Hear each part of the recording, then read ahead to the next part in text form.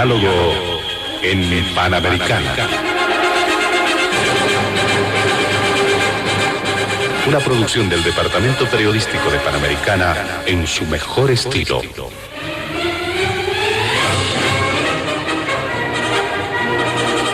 Entrevistas exclusivas sobre temas que crean expectativa general. Diálogo en Panamericana. Los sábados al mediodía y cada domingo a las 8 de la mañana. Y en trasnoche a las 24. Quedan ustedes con el staff de periodistas de Radio Panamericana.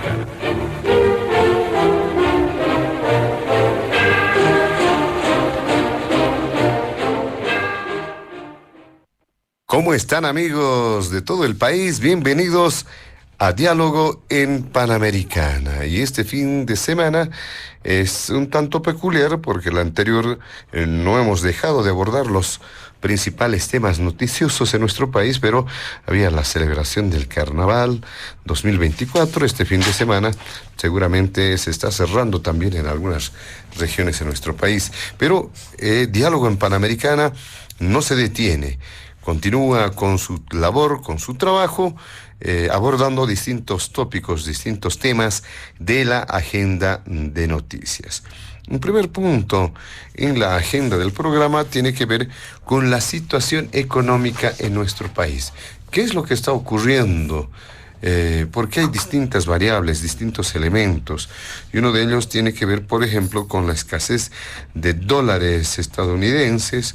Y no hay, por lo menos al tipo de cambio, un acceso fácil en el mercado de transacciones, y obviamente esto ha generado muchas repercusiones, muchas dificultades, incluso decisiones que han surgido de las propias autoridades de gobierno para de alguna forma ayudar a ciertos sectores de la actividad económica. Pero no solamente es el único tema, hay distintas variables que seguramente van a tomar nota, van a tomar en cuenta nuestros invitados especiales de este fin de semana. Este es el primer punto de Diálogo en Panamericana.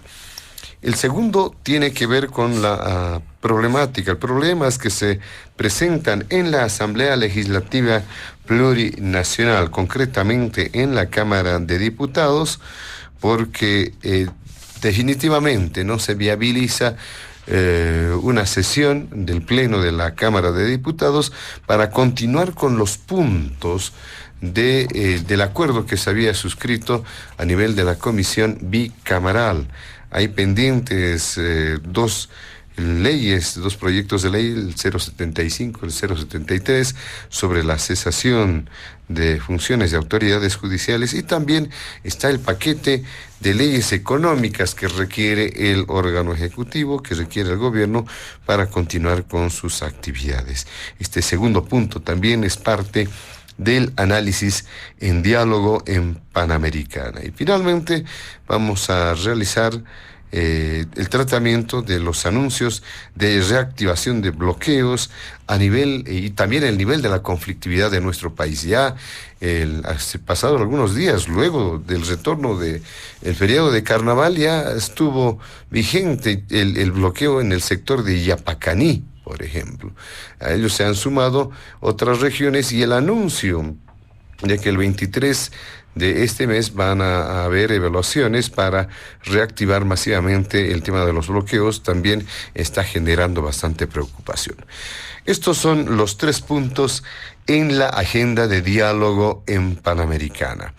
Nuestros invitados especiales de este fin de semana se encuentran en los estudios de la emisora las siguientes personas.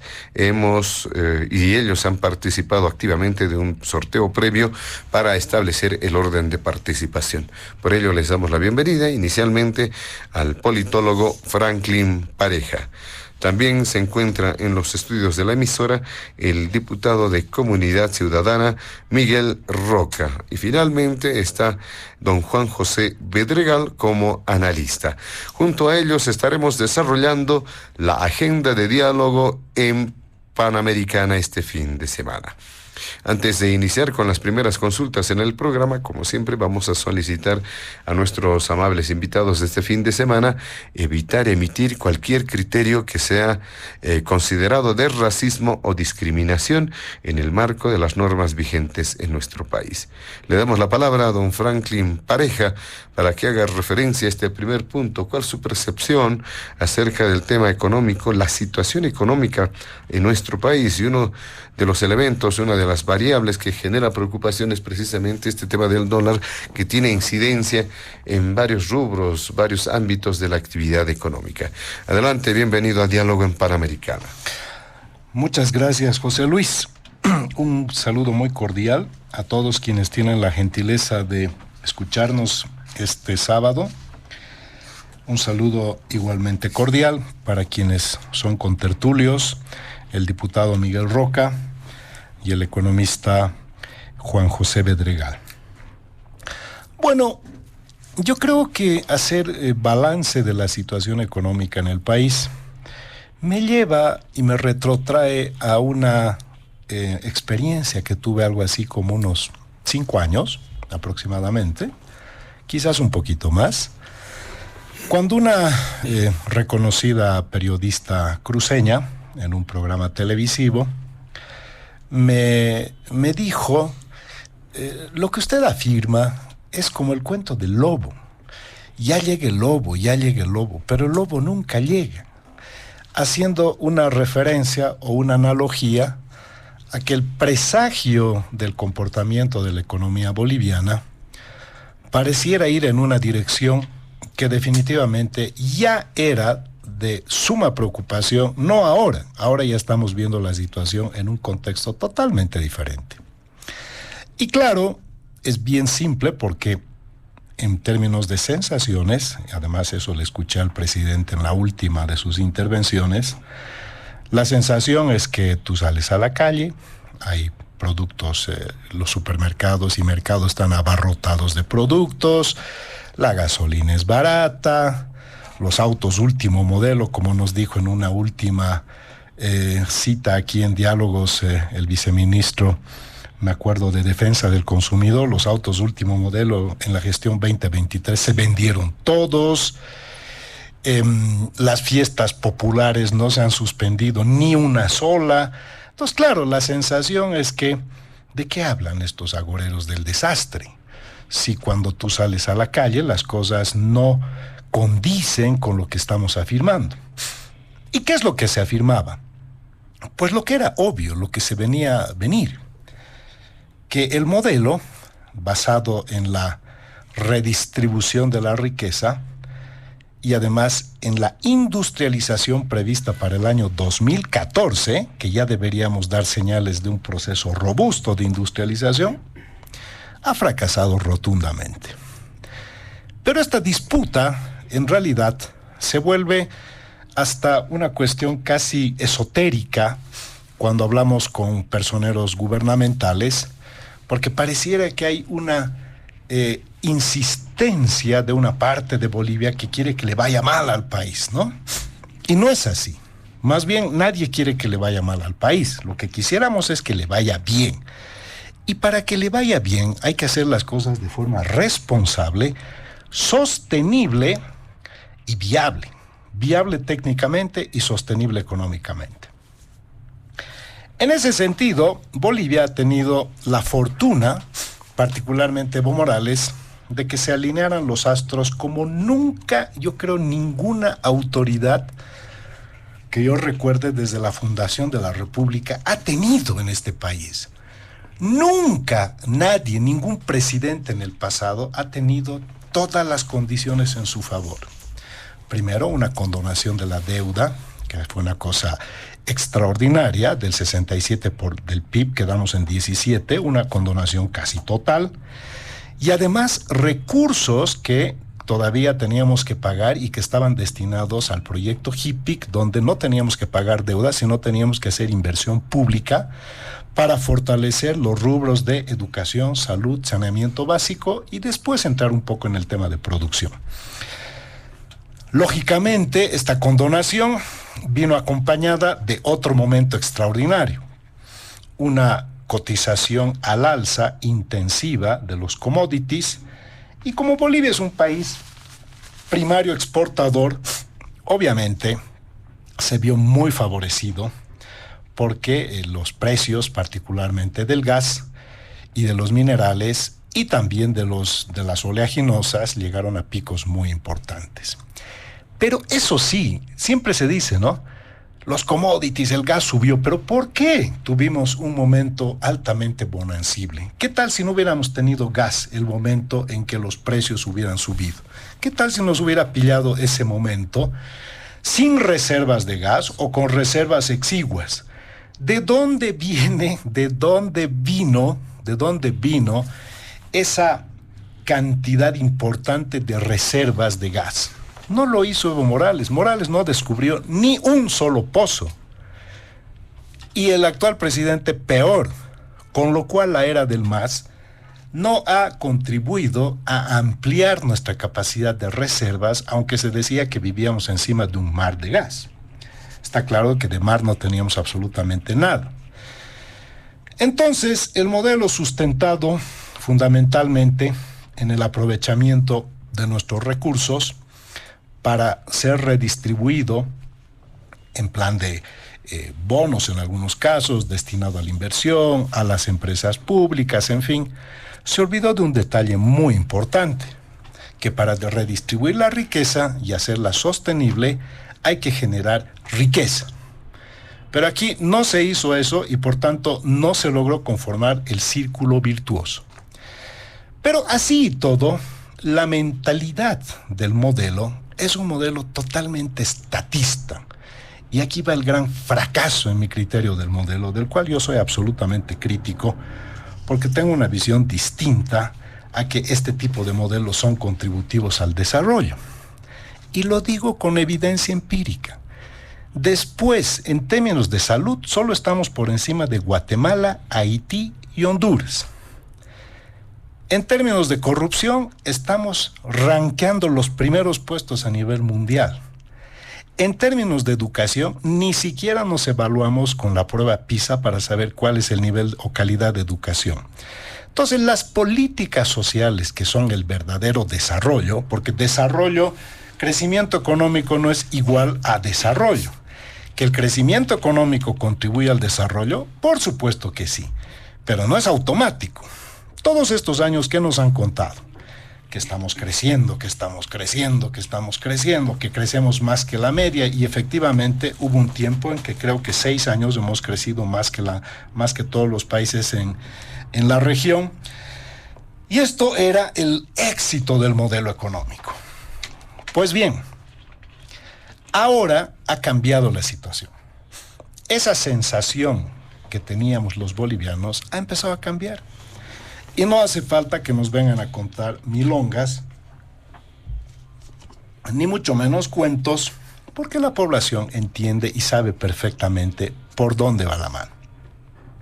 Estamos viviendo un momento de crisis de los dólares, ¿verdad? ¿Pero qué conlleva eso? Para empezar, la escasez de dólares y la imposibilidad de acceder a los mismos ya ha encarecido, porque al final es un activo financiero más que está circulando y que pues se cotiza en el mercado, y si no te lo puede dar el ente financiero oficial, esto viene vía mercado paralelo. Actualmente el dólar ya está por encima de los 8, y fíjense ustedes, el sector importador tenía una tasa o una comisión, le cobraban una comisión a los importadores de 0.5%. Y hasta el año pasado era de 4.5%.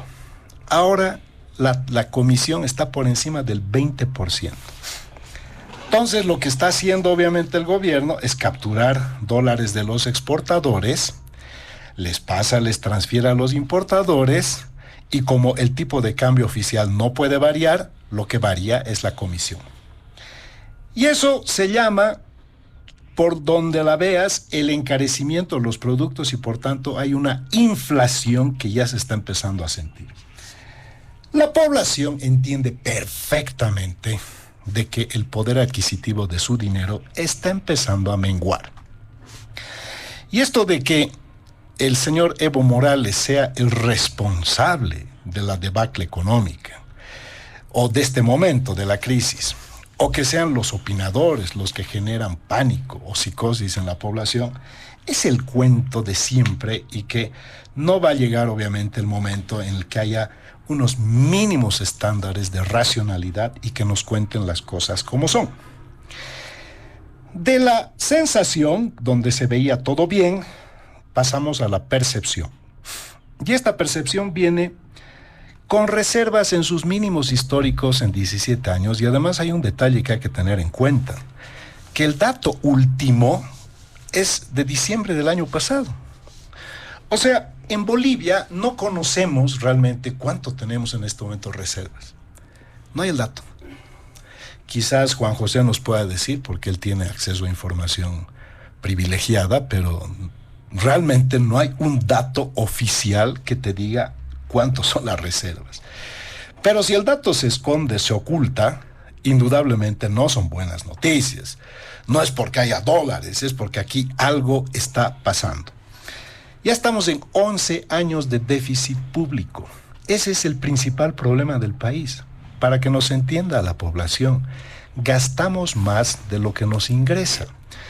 Y claro, con un Estado obeso y gerontocrático, donde tenemos una masa de empleados que ni siquiera son funcionarios públicos, deben ser inservibles públicos, o servidores públicos, inservibles públicos, muchos, porque no les sirven para nada al país. Porque según un último estudio de Jubileo, ninguna institución estatal goza de credibilidad. Y ninguna institución estatal presta un servicio medianamente adecuado para la población. Entonces, tenemos déficit público, ya tenemos una devaluación del boliviano y está creciendo. No hay dólares disponibles en el sistema financiero.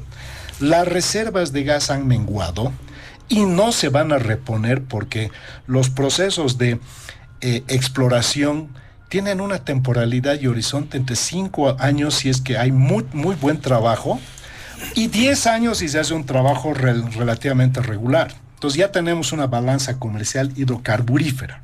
Cuando ingresó Evo Morales, claro, teníamos mucho gas. La subvención a los hidrocarburos es lo que está sosteniendo esta subvención. Ya termino, José Luis, 2 cositas más. Esta sensación maravillosa en gran parte está sostenida por la subvención de hidrocarburos porque es natural. Es un producto inelástico, la gasolina o el diésel, y al mismo tiempo tiene un efecto multiplicador. Si sube la gasolina, sube todo. Y eso tiene un costo político porque se llama medida de ajuste altamente impopular. La deuda pública ya está alcanzando un límite superior al 90%. Ojo, Pero aquí, en la deuda pública, la deuda interna no existe. Esa no existe, esa no hay que tomarla en cuenta porque es nuestro propio dinero. Somos nosotros que nos prestamos a nosotros mismos.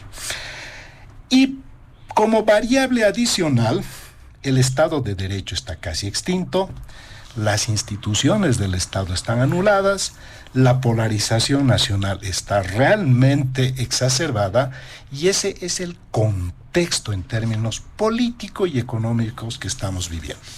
Me voy a quedar en esa primera parte, José Luis. Muy bien, muchas gracias, don Franklin Pareja.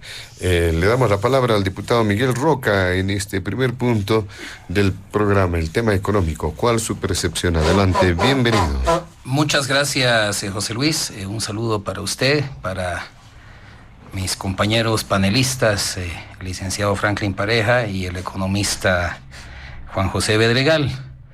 Que me gusta que haya una versión oficial en este debate.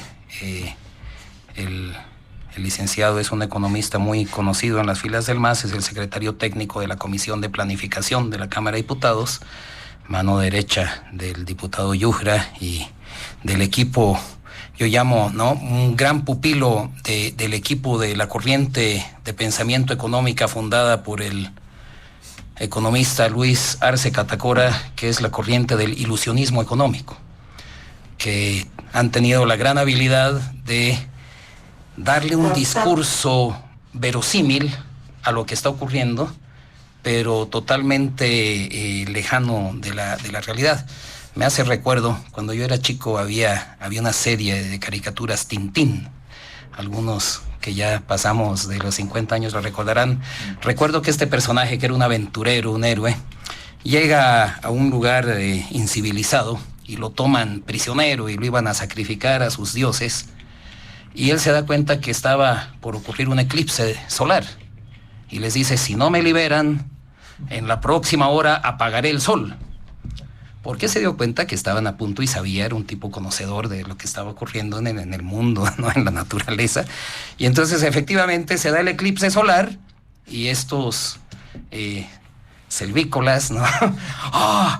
Apagó el sol y lo liberaron y lo tomaron como un dios, ¿no? Entonces hago esta referencia porque creo que Luis Arce Catacora y su equipo de economistas han tenido la gran habilidad de hacer una narrativa que parece que describe lo que está pasando, como apagar el sol, que describía este personaje Tintín, cuando la naturaleza o lo que está ocurriendo en realidad es algo totalmente alejado a esa narrativa.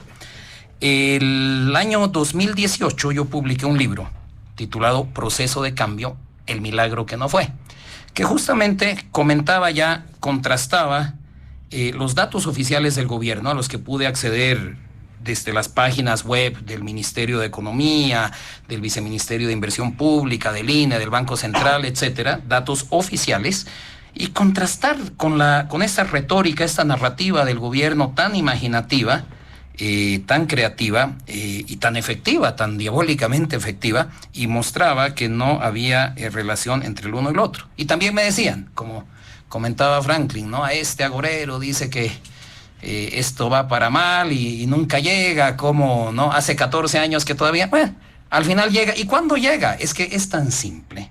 ¿Cuándo llega el problema? Cuando se atacaban los ingresos de exportación de la commodity, en este caso era del gas, y cuando se te han acabado o vienen menguando, no se han acabado, pero comienzan a caer, se han caído en más del 50% desde el 2014, o, ¿no? Claro, cuando para compensar eso te endeudas y luego llegas a un tope que cada vez es más difícil y más caro endeudarte, ya no puedes seguir endeudándote para mantener la burbuja, ahí llegan los problemas y lo sabemos. No hay que leerlo porque está clarísimo en todos los libros de economía seria, está clarísimo en la experiencia empírica del mundo entero, y por si eso no fuera suficiente, está clarísimo en nuestra propia historia económica. Yo que paso de los 50 años, recuerdo con claridad que hace 40 años estábamos en las mismas. Y no digo, hace 40 años, 1984, ya había reventado el problema que está por reventar aquí. Pero veníamos exactamente de una bonanza externa que la aprovechó Banzer, y además, irónicamente, el gobierno anterior, sus enemigos políticos, sus adversarios políticos, Obando, había nacionalizado la Galf, había estatizado el petróleo, y llega Banzer y básicamente abre la válvula y se quintuplicaron en esa época los precios del petróleo, y Banzer comenzó a gastar a lo loco, creando empresas públicas, generando capitalismo de Estado. Hay dos edificios que contrastan el aire señorial y colonial republicano de centro paceño. Uno es el Banco Central, que lo hizo Banzer para decir, mire lo bien que nos va, y el otro es al ladito la Casa Grande del Pueblo, que lo hizo Evo Morales. También hay dos presidentes que han acuñado monedas con su cara en vida siendo presidentes, uno Banzer, el otro Evo, ¿no? Banzer, para mostrarle a Bolivia y al mundo la bonanza de su modelo y de su gobierno, hizo los Juegos Bolivarianos. Evo hizo los de Odesur. O sea, en todo se han copiado, en lo económico y en lo político, en el discurso. Hasta tengo recortes de presencia, y cualquiera puede ir a la hemeroteca de la vicepresidencia o municipal, ¿no? Donde Banzer inauguraba escuelas y hospital con un slogan: Banzer cumple. ¿Les suena conocido? Hasta eslogan se han copiado. ¿Ya? No fueron capaces de innovar en nada, ¿no? O bueno, en algo así, porque uno lo hizo con un discurso de derecha y el otro lo hizo con un discurso de izquierda, pero en los hechos lo mismo, exactamente lo mismo. Y entonces, ¿qué pasó? Entre 1978, que cae Banzer, y cae porque se ve obligado a una apertura democrática y a llamar elecciones, igualito que Evo, ¿no? Que se ve obligado a que ya, ¿no? Había que tener elecciones. Y después del fiasco del 2019, fíjense, el otro paralelo entre Banzer y Evo. Banzer puso de candidato, cuando ya él no pudo ser, a su ministro estrella, el ministro de Industria y Comercio, el general Juan Pereda Asbun, porque a él lo asociaban como artífice, el genio de la bonanza. Y Evo puso a la misma figura. Es que la similitud es increíble. Puso a Luis Arce Catacora, ahora está arrepentidísimo, lo sabemos, pero lo puso porque era la cara del embuste, era la cara de la mentira sin saber, era la cara de este ilusionismo económico. Entre 1978 y el 85 la economía se deterioró de tal manera que perdimos el 25% del PIB per cápita. Y nos tomó a los bolivianos los siguientes 28 años recuperar el nivel de PIB per cápita, esto es ingreso per cápita, que teníamos los bolivianos el año 78. O sea, lo que perdimos en 7 años nos tardó 4 veces más, 28 años recuperarlo. Y estamos nosotros a las puertas de lo mismo. Y el que no lo puede ver es porque es muy terco, porque es muy necio, o porque tiene intereses muy grandes personales que defender para afirmar lo contrario, ¿no? Entonces, los datos son incontrovertibles. ¿Cómo estamos en este momento en la economía? Hay 6 déficits. Primero, además todos lo sentimos, quizá con mayor intensidad unos que otros, el déficit de dólares. No hay dólares. Hace unos días, esta misma semana, sale el ministro Montenegro con la gran noticia. ¡No! Hay 320 millones de dólares en los bancos, y entonces manda a la ASFIA que averigüen bien en qué están gastando los bancos semejante cantidad, y básicamente nos da a entender que ahí está la solución. Hagamos números. Y cualquiera que nos escucha, si tiene una calculadorita en su celular, haga el siguiente número. ¿Cuánto fueron las importaciones del 2023? Del 2022, para tener una referencia. Todavía no hay oficiales del 2023. 13,000 millones de dólares. Dividamos 13,000 entre 52 semanas que tiene el año. Nos da 250 millones de dólares por semana. Eso es lo que necesita la economía nacional. Entonces, 320 millones que afirmaba hace un par de días el ministro Montenegro en la tele, y además decía que los datos son del 7 de febrero, ¿no? Entonces, ya no sé, o sea, 320 millones alcanzan para 10 días. Y ya han pasado los 10 días, o sea que entre hoy o el lunes se acabaron esos 320 millones, de acuerdo a las estadísticas oficiales, pero el ministro lo presenta como que ahí está la salvación. La otra salvación que presentan es la de los créditos, y es otra gran falacia que lo vamos a tocar en más detalle en el siguiente punto, tengo entendido, ¿no? Pero un adelanto. Lo mismo nos dijeron con la ley del oro, que la ley del oro era para fortalecer las reservas. Yo siempre es para venderlas, no aprueben. Pero ahí fueron los de la oposición y los del oficialismo aprobaron. ¿Y qué pasó? Vendieron las joyas de la abuela. Vendieron 22 toneladas, recaudaron, no estoy seguro, 1.200, 1.600 millones de dólares y se esfumaron.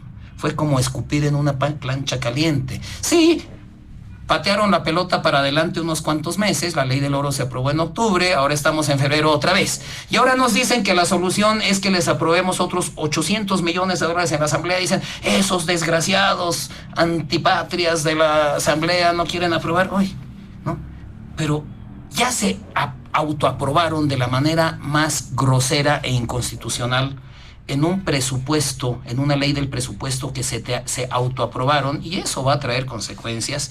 Créanme, les garantizo que voy a hacer todo lo que esté a mi alcance, y no voy a ser yo el único, va a traer juicios penales, porque se han inconstitucionalmente autoautorizado, pese en contra de las decisiones tomadas en la Cámara de Diputados y en la Cámara de Senadores, a colocar 2,000 millones de dólares en bonos, que el ministro ya dijo que ya está cerca de colocarlos. Se han autorizado prestarse 700 millones de dólares de fuentes multilaterales para contingencias. ¿Qué había sido? Según los chismes de pasillo, porque no dicen nada, la opacidad del gobierno es su marca principal.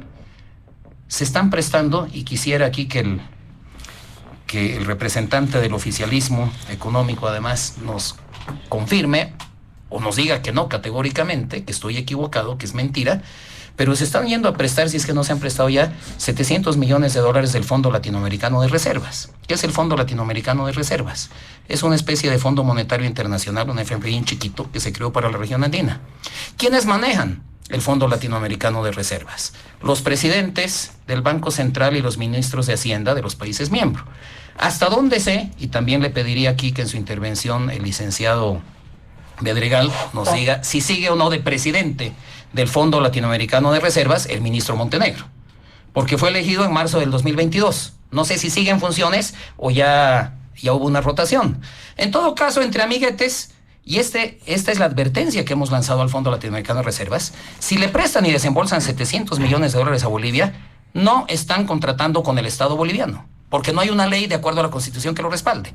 Y las personas que vayan a firmar y hagan uso de esos recursos van a tener juicio de responsabilidades en el caso del presidente y juicio penal ordinario en caso de las autoridades subalternas.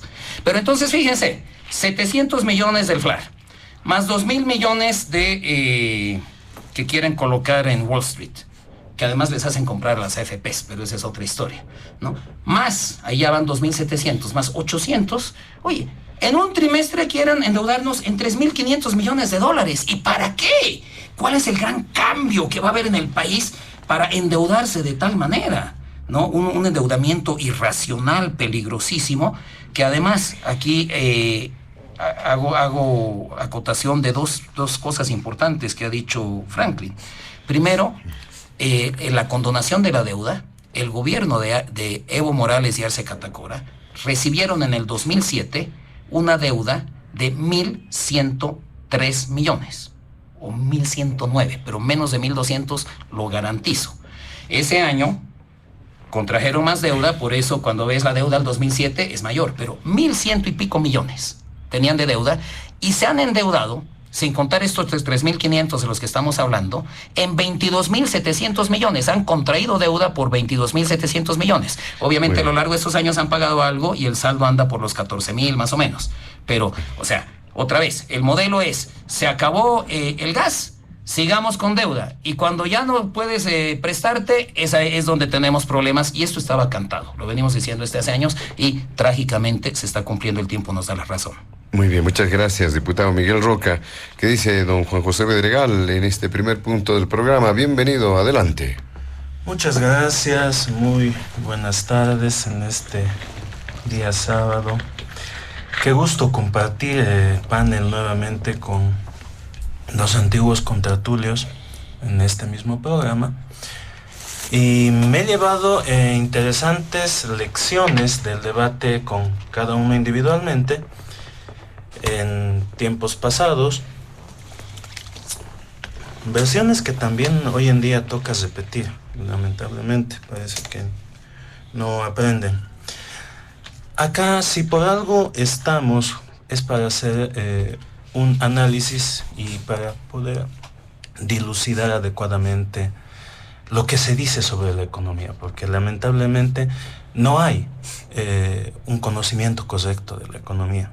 Las dos intervenciones que he escuchado, someros errores, nos vienen a decir, por ejemplo, que los dólares son activos financieros.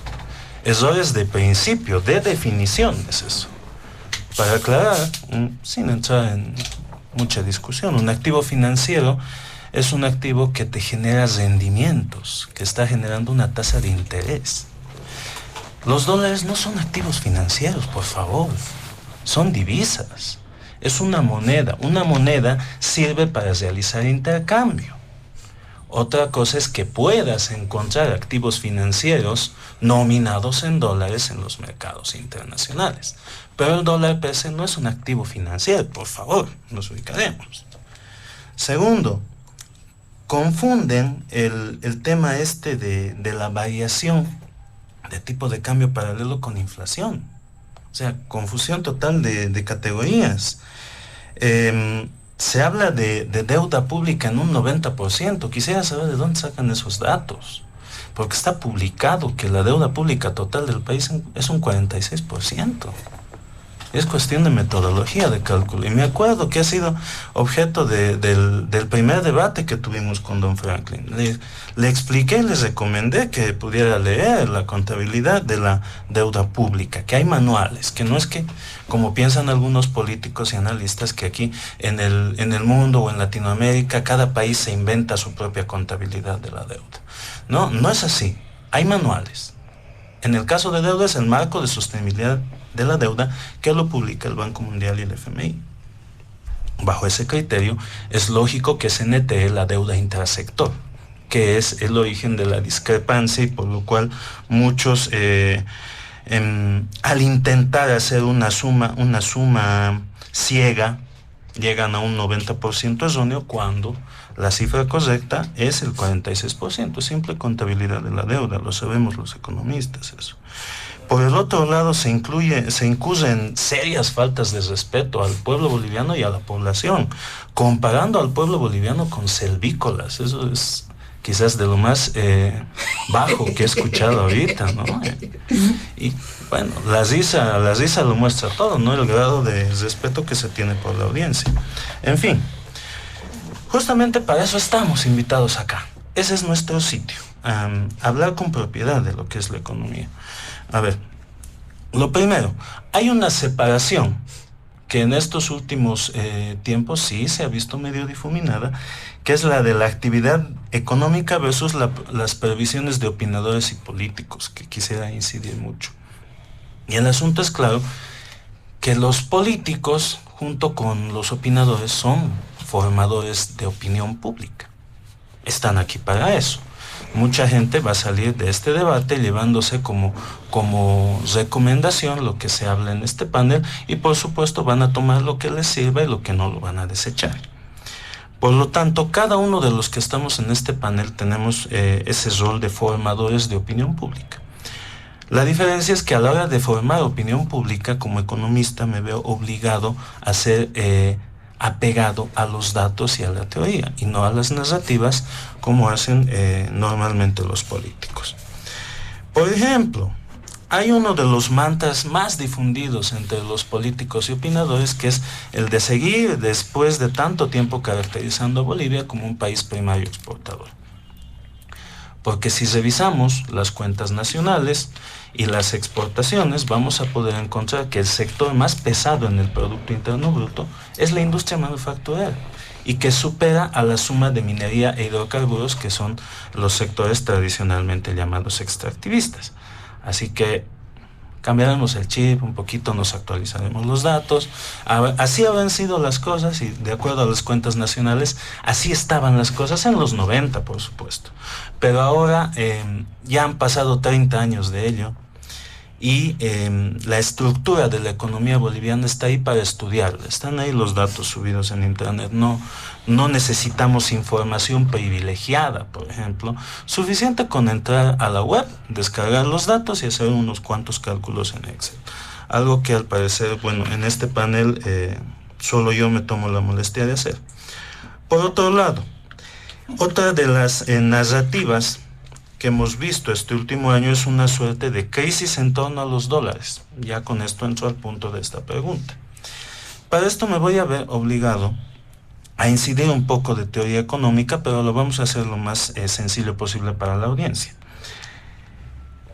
La población, todos nosotros demandamos el dinero por determinados motivos. Si no necesitáramos el dinero, no buscaríamos tener billetes en nuestras billeteras, ya sean dólares o bolivianos.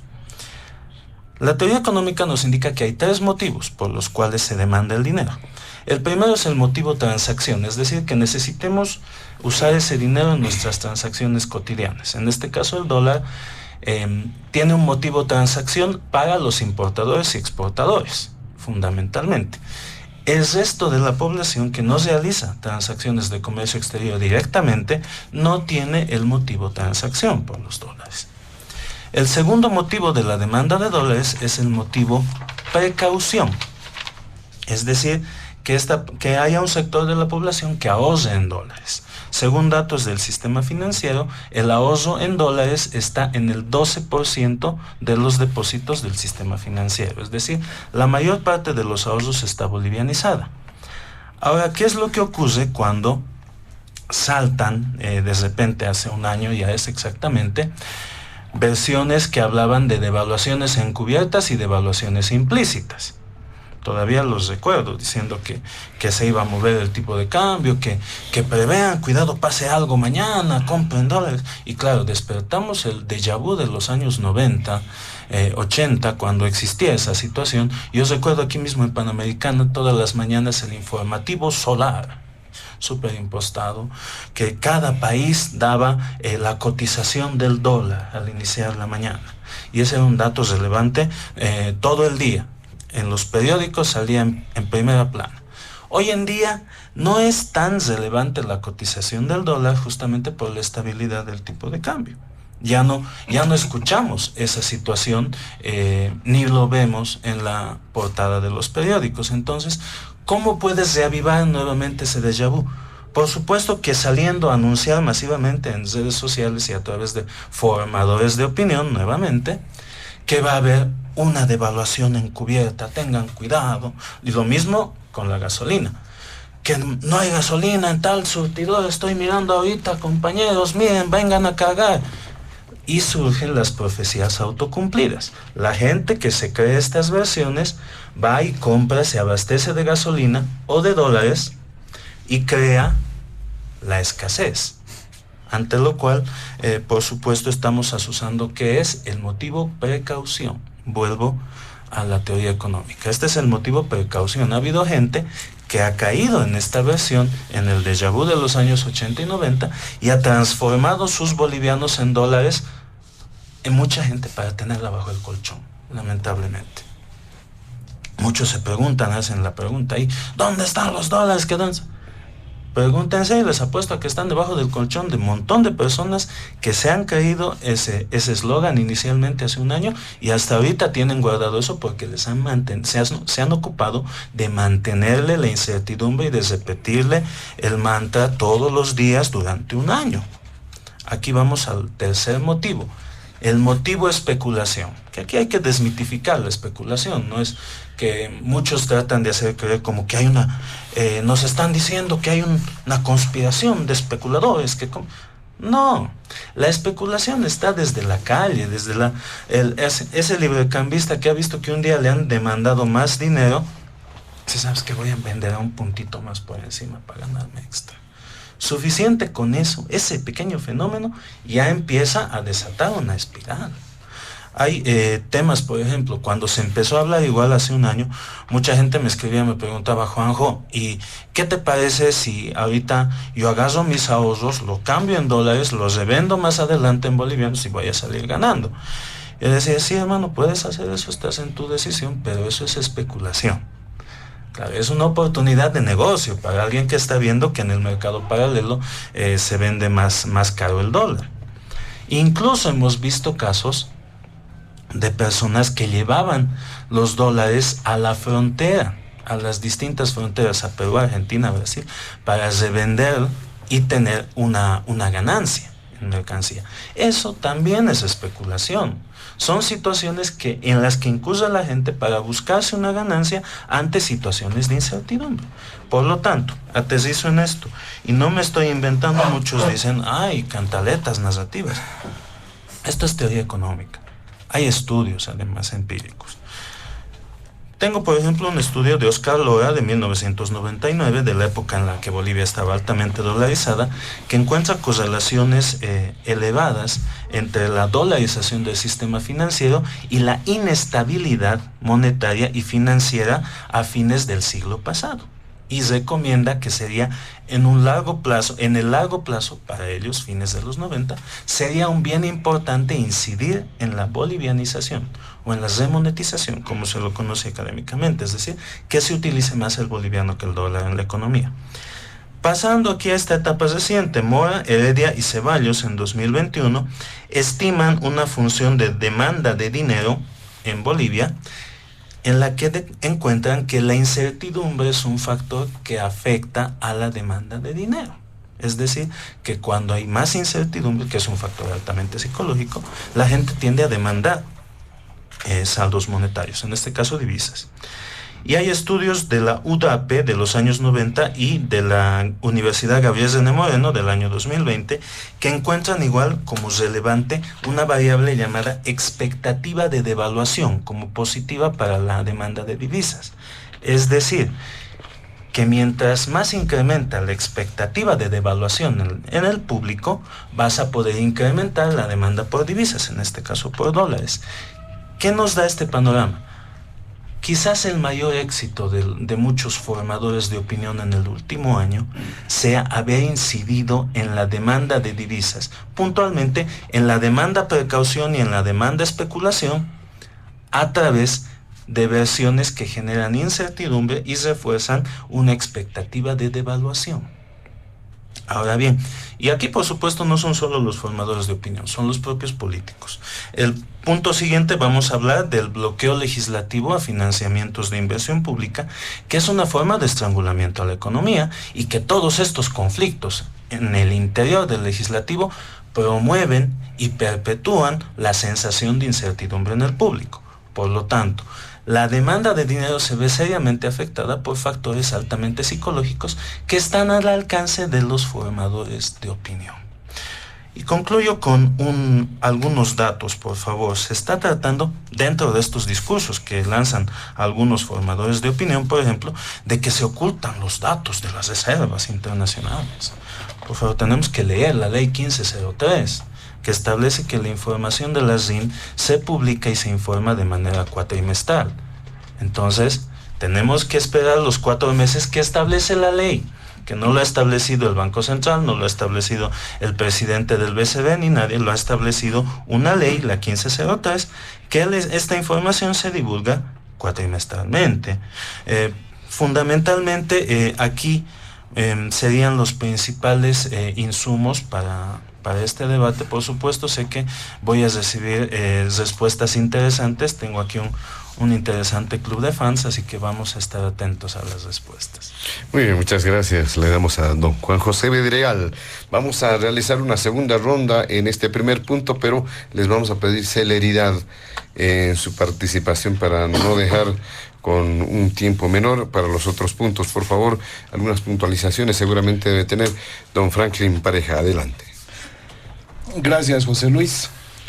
Bueno, cuando hablas o compartes una mesa con un masista, hoy por hoy tienes que preguntarte como una condición sine qua non si es arcista o evista. Si fuera evista, estaría diciendo todo lo contrario, porque obviamente hay fines políticos implícitos en ello.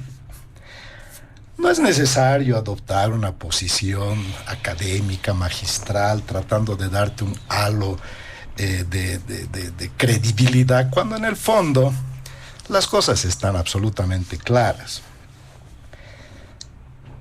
La forma en la que se captan los dólares no es una cuestión difícil de comprender. Básicamente estas vienen de las exportaciones como una de las fuentes importantes. Otra de las fuentes importantes es las remesas, porque claro, muchos bolivianos se han ido de este país inviable y entonces mandan platita aquí, pero extrañamente el gobierno, cuando se incrementan las reservas, la publica como un logro de su gestión, ¿no? Cuando más bien es todo lo contrario. Y al clásico estilo de los sofistas griegos, te tratan de pintar una figura que no está sucediendo. No es para molestarse, obviamente, en realidad causa un tanto de hilaridad. ¿De dónde viene la deuda pública? ¿No? Que se inventan, que esto, que lo otro. A ver, te he dicho, Juan José, que vayas a leer la deuda pública de los datos de tu banco y de tu gobierno. Y además, arcista. El 2014, la deuda interna era 4.154 y la externa 4.736. Hasta ahí todavía estábamos resistiendo, ¿no? Ahora la deuda, la pública, la interna, es de 18.407, es superior a la externa. Y la deuda externa es 17.186. Lo que nos dice Juan José es solamente la deuda externa. Por eso, para este gobierno, no existe, ¿no? Bueno, este dato que además ya está desfasado, incluye entre deuda interna y externa 35.594 millones. Además, datos oficiales. Y si a eso le agregas, ¿no? Si a eso le agregas la deuda que supone de las empresas públicas, ahí está la explicación de más del 90%. Pero bueno, no nos vamos a poner a discutir las cosas, porque al final, como dice un prominente filósofo alemán, más allá del bien y del mal está la realidad.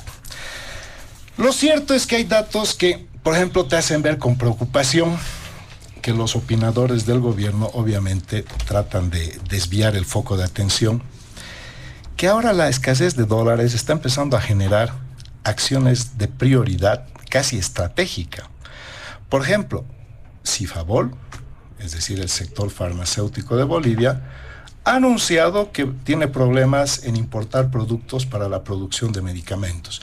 No solamente que los medicamentos se van a encarecer, sino que van a escasear por efecto de que no hay cómo importarlos. Y rápidamente ha habido una acción en la cual ahora el gobierno se ha comprometido, obviamente, a apoyar a este sector para que no falten medicamentos. Pero si no fuera suficiente, en realidad, más allá de lo que digan y pinten el panorama los opinadores, lo cierto es que afortunadamente en el mundo hay lo que se llaman las calificadoras de riesgo, ¿no? Y todas las calificadoras, todas, ya nos han puesto C. Es decir, somos un país donde nadie va a venir a invertir, porque todo ese cuento que nos pintan de este país equilibrado, que tiene todas sus situaciones y condiciones controladas, que todo se deba a la especulación. Bueno, obviamente cuando las calificadoras de riesgo hacen su verificación, se llaman calificadoras, nos están poniendo una nota. Y esa nota significa varias cosas: que no tenemos las condiciones en términos del manejo económico financiero en regla, y segundo, también la inestabilidad social, porque ese es un aspecto fundamental que también está contemplado. Lamentablemente, el MAS nos está llevando al cadalso, porque la pelea entre Evo y Lucho ya no es pues una pelea entre Evo y Lucho, ya es un problema donde el MAS le obstruye al MAS. Si no se aprueban créditos, no es por la bancada de don Miguel Roca, ¿no? Es por la bancada del mismo MAS, porque aunque quieran o no quieran, es MAS contra MAS. Así que si el MAS no tiene créditos hoy por hoy, es por eso, por culpa de ellos mismos. Y como todo esto al final repercute en los costos que se tienen que realizar, lo último que se ha visto es que las comisiones ahora están llegando al 27% para adquirir transacciones en dólares. O sea, yo creo que no es necesario ponerse a discutir con un aire señorial las cosas de la economía que la gente entiende. Pero además, desde la última vez que nos vimos con Juan José, ahí está, ya que él recuerda bien que nos hemos visto, ninguna variable ha mejorado, Juan José. Todas tus variables que vos magnificas están peor. Y seguramente nos vamos a volver a ver algún momento otra vez, porque eso es la pluralidad de estos espacios. Vas a ver que las variables no están de tu lado. Lamentablemente tú nos puedes contar milongas, pero salí a la calle, anda a buscar dólar. Quisiera que veas si puedes conseguir. Me avisas si sabes dónde hay dólares. El ministro dice dónde, pero no hay. Así que no es contando cuentos con aire academicista que se va a convencer a la población de lo que está sucediendo en términos de realidad. Muy bien, muchas gracias, don Franklin Pareja. ¿Qué dice don Miguel Roca? Sus puntualizaciones y apuntes en el primer punto. Bueno, tengo que decir que después de haber escuchado a Juan José, siento verdadera empatía, porque está en una situación muy difícil. ¿Cómo vas a defender lo indefendible? Es como ir a la guerra sin balas. Así ha venido el pobre Juan José.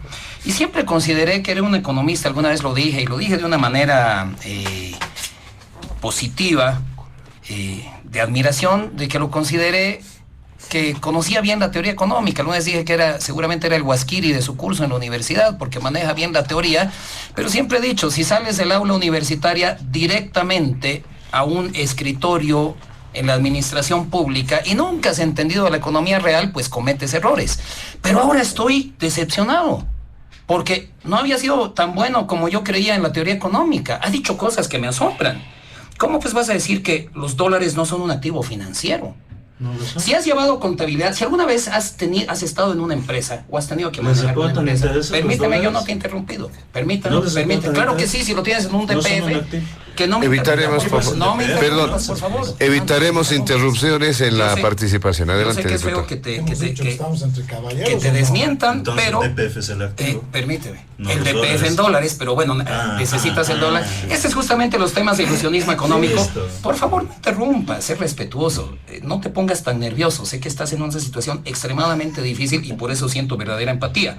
Pero que los dólares no son activos financieros, No lo sé. que son divisas. ¿Y qué son las divisas si no son activos financieros? Anda a la contabilidad del Banco Central y ve dónde están las divisas. Ve si están en el lado del activo o en el lado del pasivo. Ahí, punto final. No voy a entrar en más discusión, pero lo que has dicho es realmente una insensatez.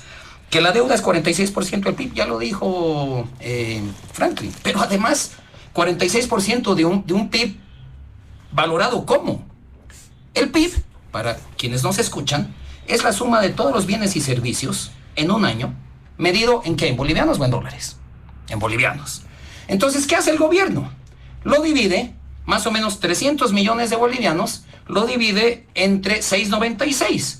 Saquemos la calculadora. ¿Cuánto es el PIB en bolivianos? Si no son 300 millones, dime cuánto, Juan José, ahí sí te doy permiso de interrumpirme. Yo le voy a poner 300 millones. Dividido en 6.96 te da 43.000. Entonces lo dividen, ¿no? La deuda externa, que sí es en dólares, ¿no? Entre 43.000 y entonces les da 46% o 30 y tantos %. Pero el dólar no está a 6.96. Solamente en el Banco Central, en su pizarrita y en las mentes del gobierno está en 6.96. El dólar está casi llegando a 9. Entonces divide los 300 millones de bolivianos, 300.000 millones de bolivianos dividido en 9. Entonces resulta que el PIB es 33.000, si lo quieres medir en dólares, no es 43.000. Y te ríes como yo me reía, porque esa es la mentira de ilusionismo económico, con que han dicho que el PIB lo triplicó el modelo del MAS. Dijeron, recibimos un PIB de 9.000 millones y ahora es de más de 40.000. Exactamente con ese cálculo.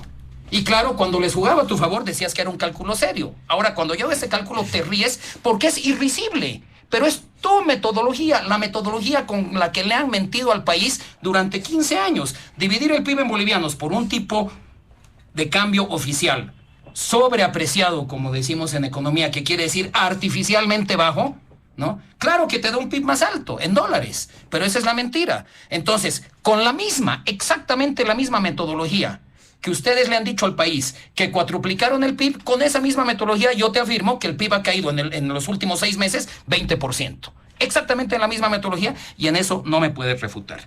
Luego, hay una cosa, en un intento infantil y torpe, cuando yo comparo su ilusionismo económico con esa historia de Tintín y los selvícolas, dice que yo he llamado selvícola al pueblo boliviano. Por Dios, qué intento tan torpe y de mala leche, Juan José. El que ha considerado selvícolas a los bolivianos es el MAS. El propio García Linera, dicen, si no votan por Evo, la luna se va a escapar y el sol se va a ocultar. O sea, y este ilusionismo económico es tratarnos a los bolivianos como si fuéramos opas, como si fuéramos selvícolas, como si fuéramos todos tontos. Y lo siguen insistiendo. Y claro, la gente que está en su quehacer diario y no tiene los medios o ni siquiera quizá el interés de averiguar las cosas como son, pues obviamente creen más o menos lo que dice el gobierno y más si han machacado la mentira con más de 4.000 millones de dólares de gastos en comunicación durante el gobierno de Evo Morales, juntando todos los presupuestos de comunicación. 4.000 millones de dólares han gastado en vender esa mentira, que es el doble de lo que han invertido en salud, ¿no? Un tema. Ahora habla sobre las exportaciones, Juan José, que ya no es lo mismo que en los 90s, que la mayoría de las exportaciones son manufacturas. Por Dios, qué farsa tan burda. Invito a quien nos escucha, y a ti, Juan José, lo sabes bien, cuando vas al INE y ves manufacturas, ¿qué son? Son lingotes de minerales. O sea, minerales que han entrado a la fundición y punto, ¿ya? Minerales. Es plata, es plomo, es zinc y es oro, ¿ya? Y luego Sí, no me tienes que mostrar, lo conozco, y mejor que tú, porque no solamente conozco los números, conozco las industrias, porque yo sí voy por las empresas, toda mi vida he estado en las empresas trabajando con ellas y conozco sus procesos productivos. Y en la parte de oleaginosas, no ponen como manufactura el aceite de soya y la torta de soya, que ¿qué es? Agarrar el grano de soya, ¡pum!, exprimirlo como el café con una prensa francesa, sale aceite, ¿no? Ese es el aceite, y lo que queda, la borra, es la torta de soya. Entonces, seguimos siendo, y aunque quieran en su intento de ilusionismo económico cambiarlo, primario exportador, de industrialización nada. Por eso es que está fallando la economía y no hay dólares. Luego, lo que me ha asombrado, te has inventado las características del dinero, y ahora entiendo. Los masistas creen que el dinero, los dólares sirven para ahorrar. Creen que el dinero sirve solamente para optimizar tus ahorros, para que rindan tus ahorros. Esto de que las funciones del dinero, tú lo has dicho, que son transacción, precaución y especulación. No, señor, la teoría clásica y la teoría económica no dice eso. La teoría económica te dice que las funciones del dinero es, primero, unidad de cuenta, cuánto vale cada cosa.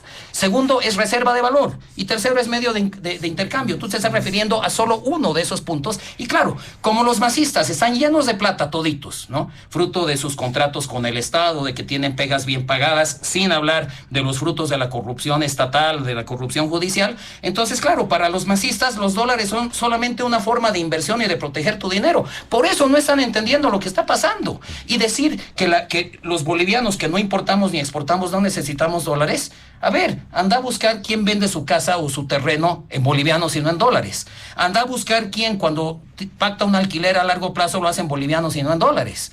O sea que realmente aquí decepción. No solamente una desconexión total con la economía, sino también poca comprensión o equivocada comprensión de la teoría económica. Muchas gracias, diputado Miguel Roca. Ahora sí, don Juan José Bedregal, sus puntualizaciones y apuntes. Gracias aquí a la fanaticada. Yo quisiera reflejar un poco lo que ha pasado durante mi intervención hace unos minutos. Los dos panelistas estaban, pero vibrantemente tecleando en sus celulares. Y ahorita está ocurriendo nuevamente ese fenómeno.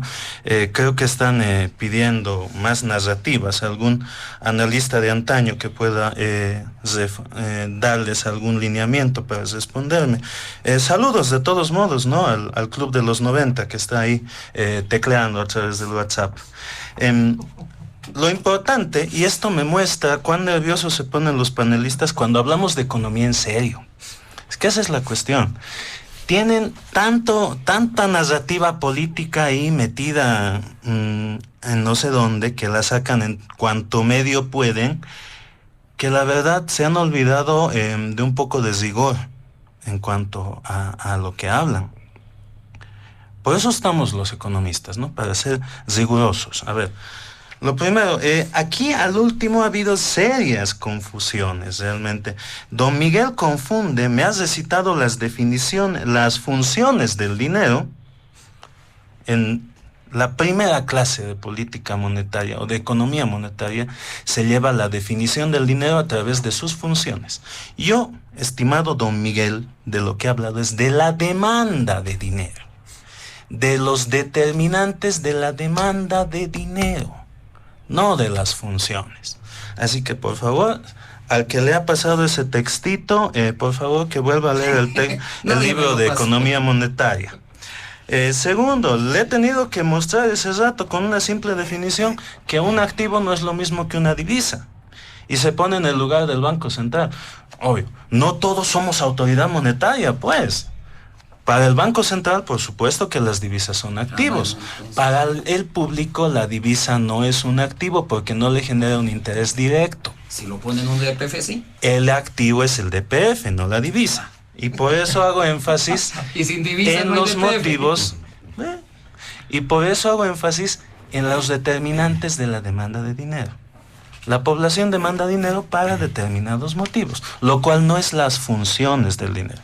Por eso hay que abrir un texto de economía monetaria antes de ponerse a hablar. Luego, realmente es visible, y tengo que decirle a la población que cualquier estudiante de cuentas nacionales estaría en mi misma posición al escuchar el triste espectáculo que ha hecho don Miguel al tratar de manipular el Producto Interno Bruto, dividiendo entre un tipo de cambio imaginario, ¿no? La metodología, don Miguel piensa que se le inventan los gobiernos, nuevamente, lo mismo que para don Franklin.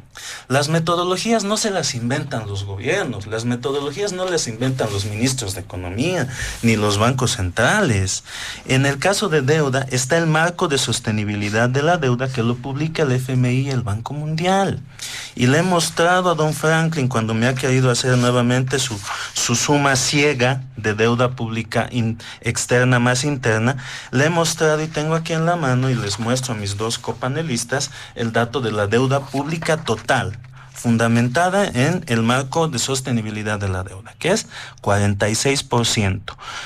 Por debajo de Bolivia solo están Paraguay, Chile y Perú, con menores ratios de deuda pública total. Después, por encima de ese 46%, les puedo citar desde Países Bajos con 49%, México con 56%, Costa Rica con 64%, Israel con 61%, hasta los casos más graves que podemos contar, por ejemplo, Estados Unidos con 122% del PIB, Italia con 145% del PIB, Grecia con el 177% del PIB comprometido en deuda pública total, y el caso más grave a nivel internacional, Japón con un 261%. Todos estos países que he mencionado aplican la misma metodología, el marco de sostenibilidad de la deuda. Y lo mismo ocurre con cuentas nacionales, don Miguel. Uno no puede venir a calcular el PIB como le da la gana.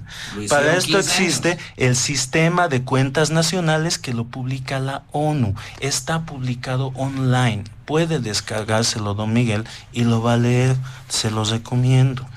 Después, lo mismo ocurre con la industria. Bienvenidos al mundo del valor agregado. Pero es que había sido novedad aquí para nuestros copanelistas el hecho de que agarrar, cosechar la soya, trasplantarla dentro de una máquina, sacar sus productos como son la torta, el aceite y venderlo, eso, queridos señores, público que nos está escuchando, se llama generación de valor agregado. Y eso, mis estimados, es parte de la industria manufacturera, nos guste o no. Esas son definiciones que están bien claras en el sistema de cuentas nacionales. Nuevamente, para eso estamos los economistas, es para dar justamente estos lineamientos y evitar que los formadores de opinión con criterios, por supuesto, antojadizos, se lleven sus narrativas, ¿no? No me voy a ofender, por supuesto, por nada de esto, y solo para cerrar y redondear. Hay una fuerte crítica a las calificadoras de riesgo, como para querer tomarlas como palabra divina. El 2008, ¿sabe qué han hecho las calificadoras de riesgo? Le han dado AAA a los bonos basura que provocaron la crisis financiera internacional. ¿Y sabe qué gobierno se querelló contra las calificadoras?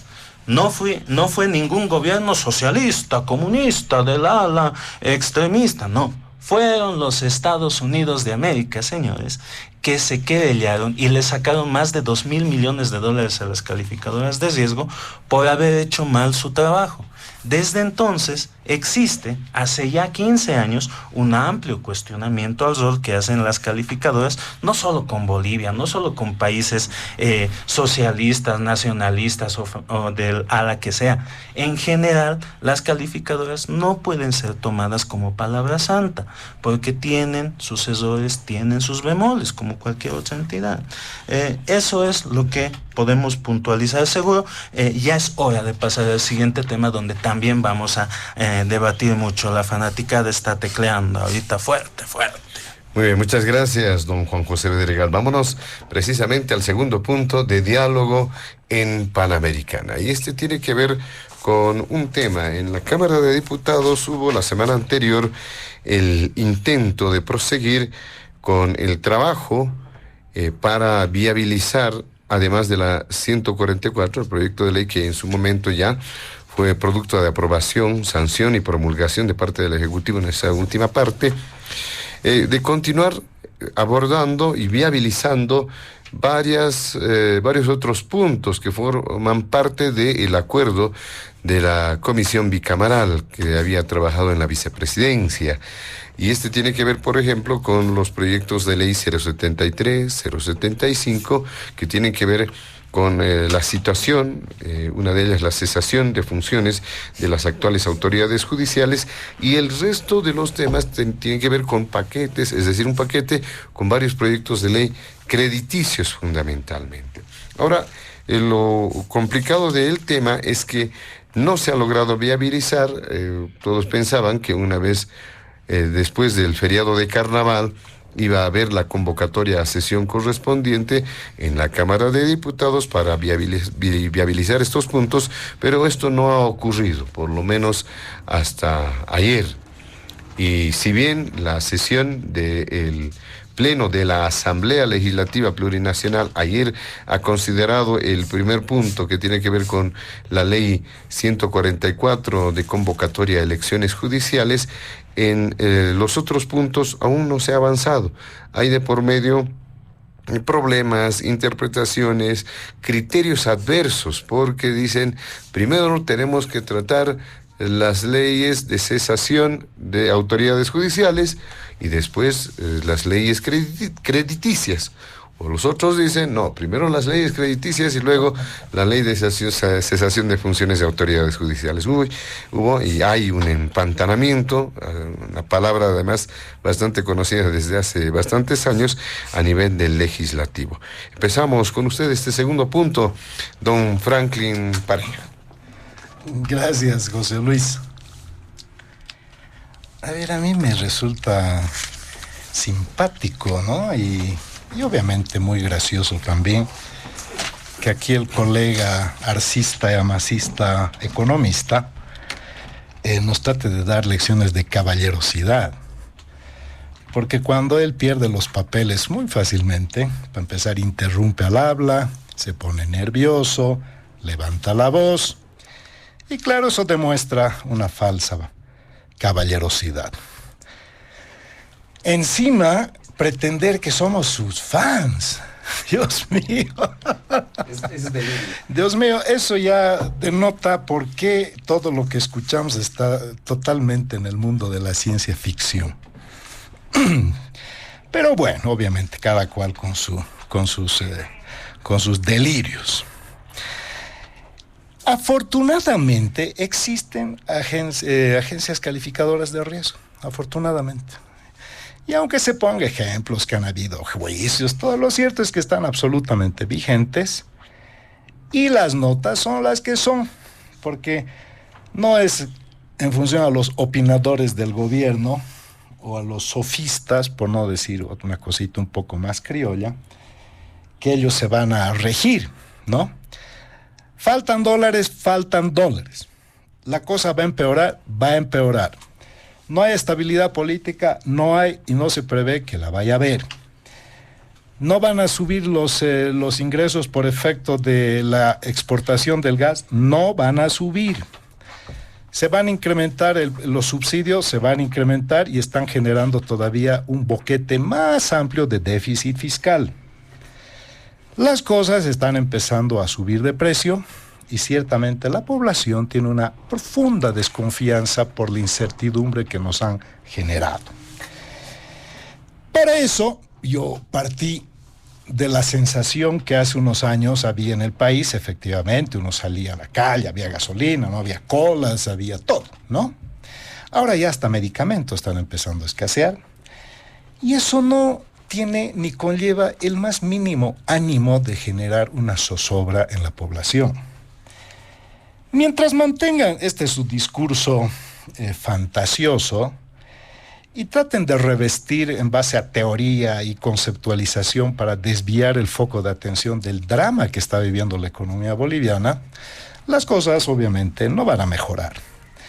Pero juzgue la población. No necesitan escucharnos a nosotros, a los opinadores de la derecha, como nos llaman, ¿no? Que a mí particularmente no me ofende en lo más mínimo. Pero ciertamente la evidencia empírica no está en contra de los opinadores del gobierno. Y claro, cuando te encuentras un masista, arcista, ciertamente, pues ahí ya es un fundamentalismo. Y tratan de decir que es la teoría, ¿no? Bueno. A ver, este tema de la disputa de las dos facciones del MAS nos está llevando al cadalso como país. Esta no es una disputa de un partido, esta es la destrucción del país.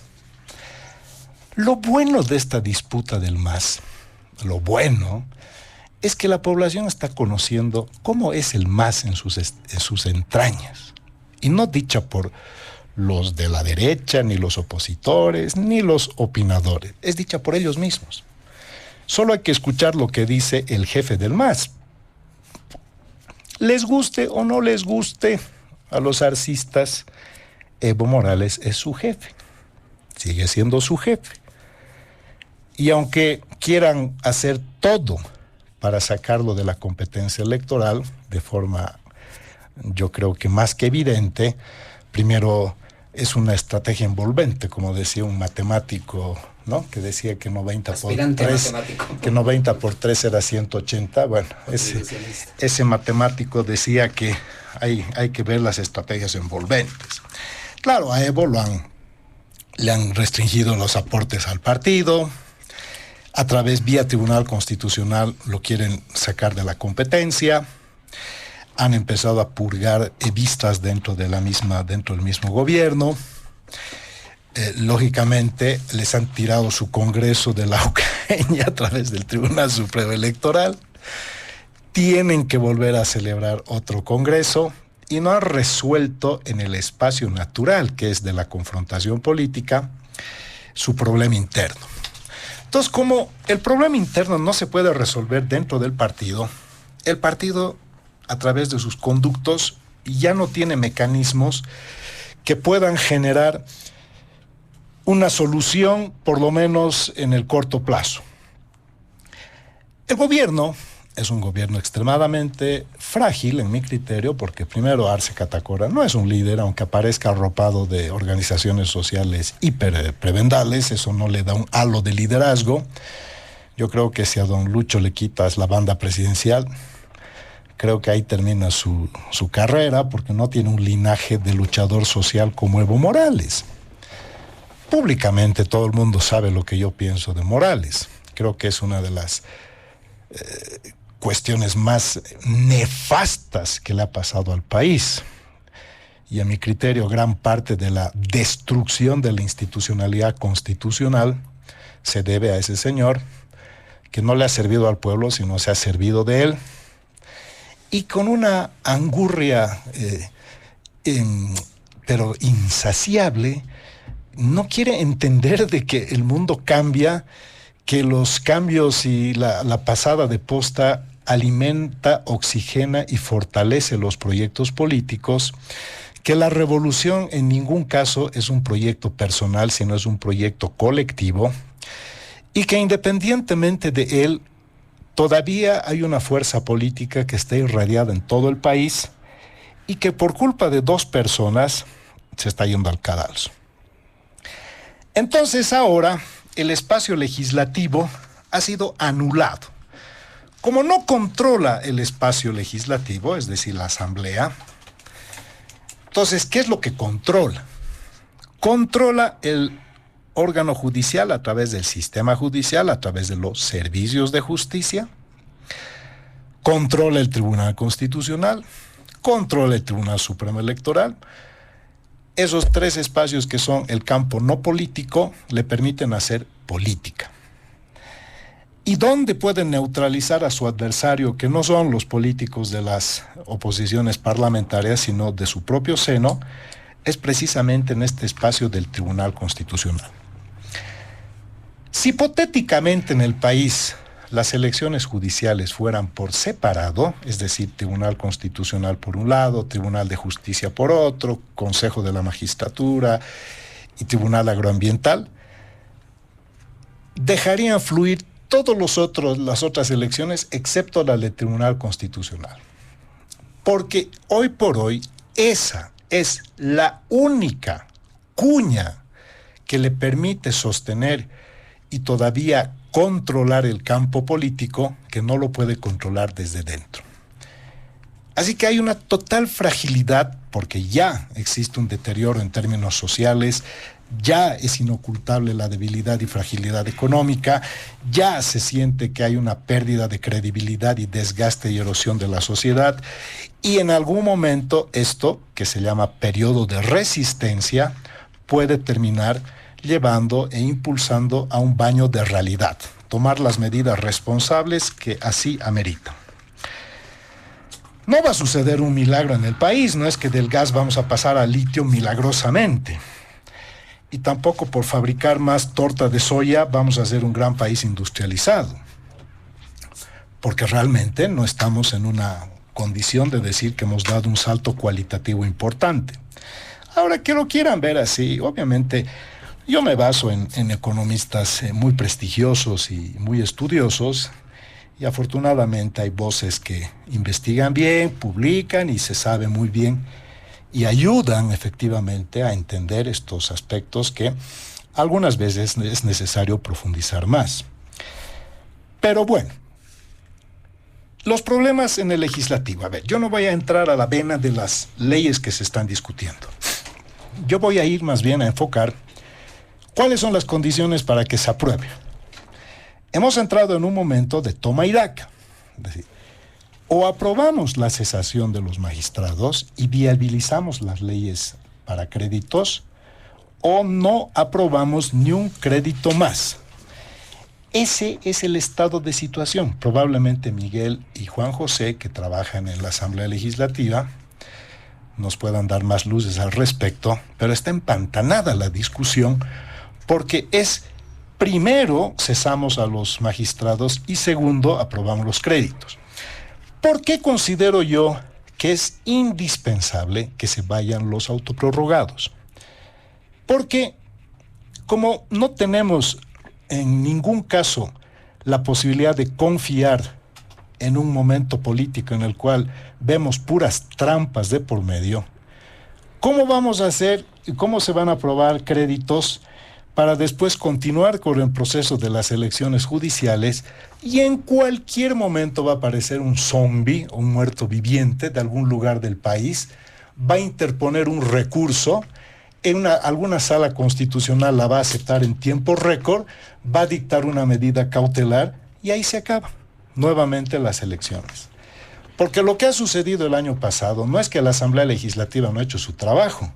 Lo que ha pasado es que han puesto precisamente cortapisos o subterfugios legales para inviabilizar que se realicen las elecciones. ¿Quién garantiza que por el hecho de que ahora han dado luz verde a la convocatoria, esta va a culminar exitosamente? No hay ninguna garantía.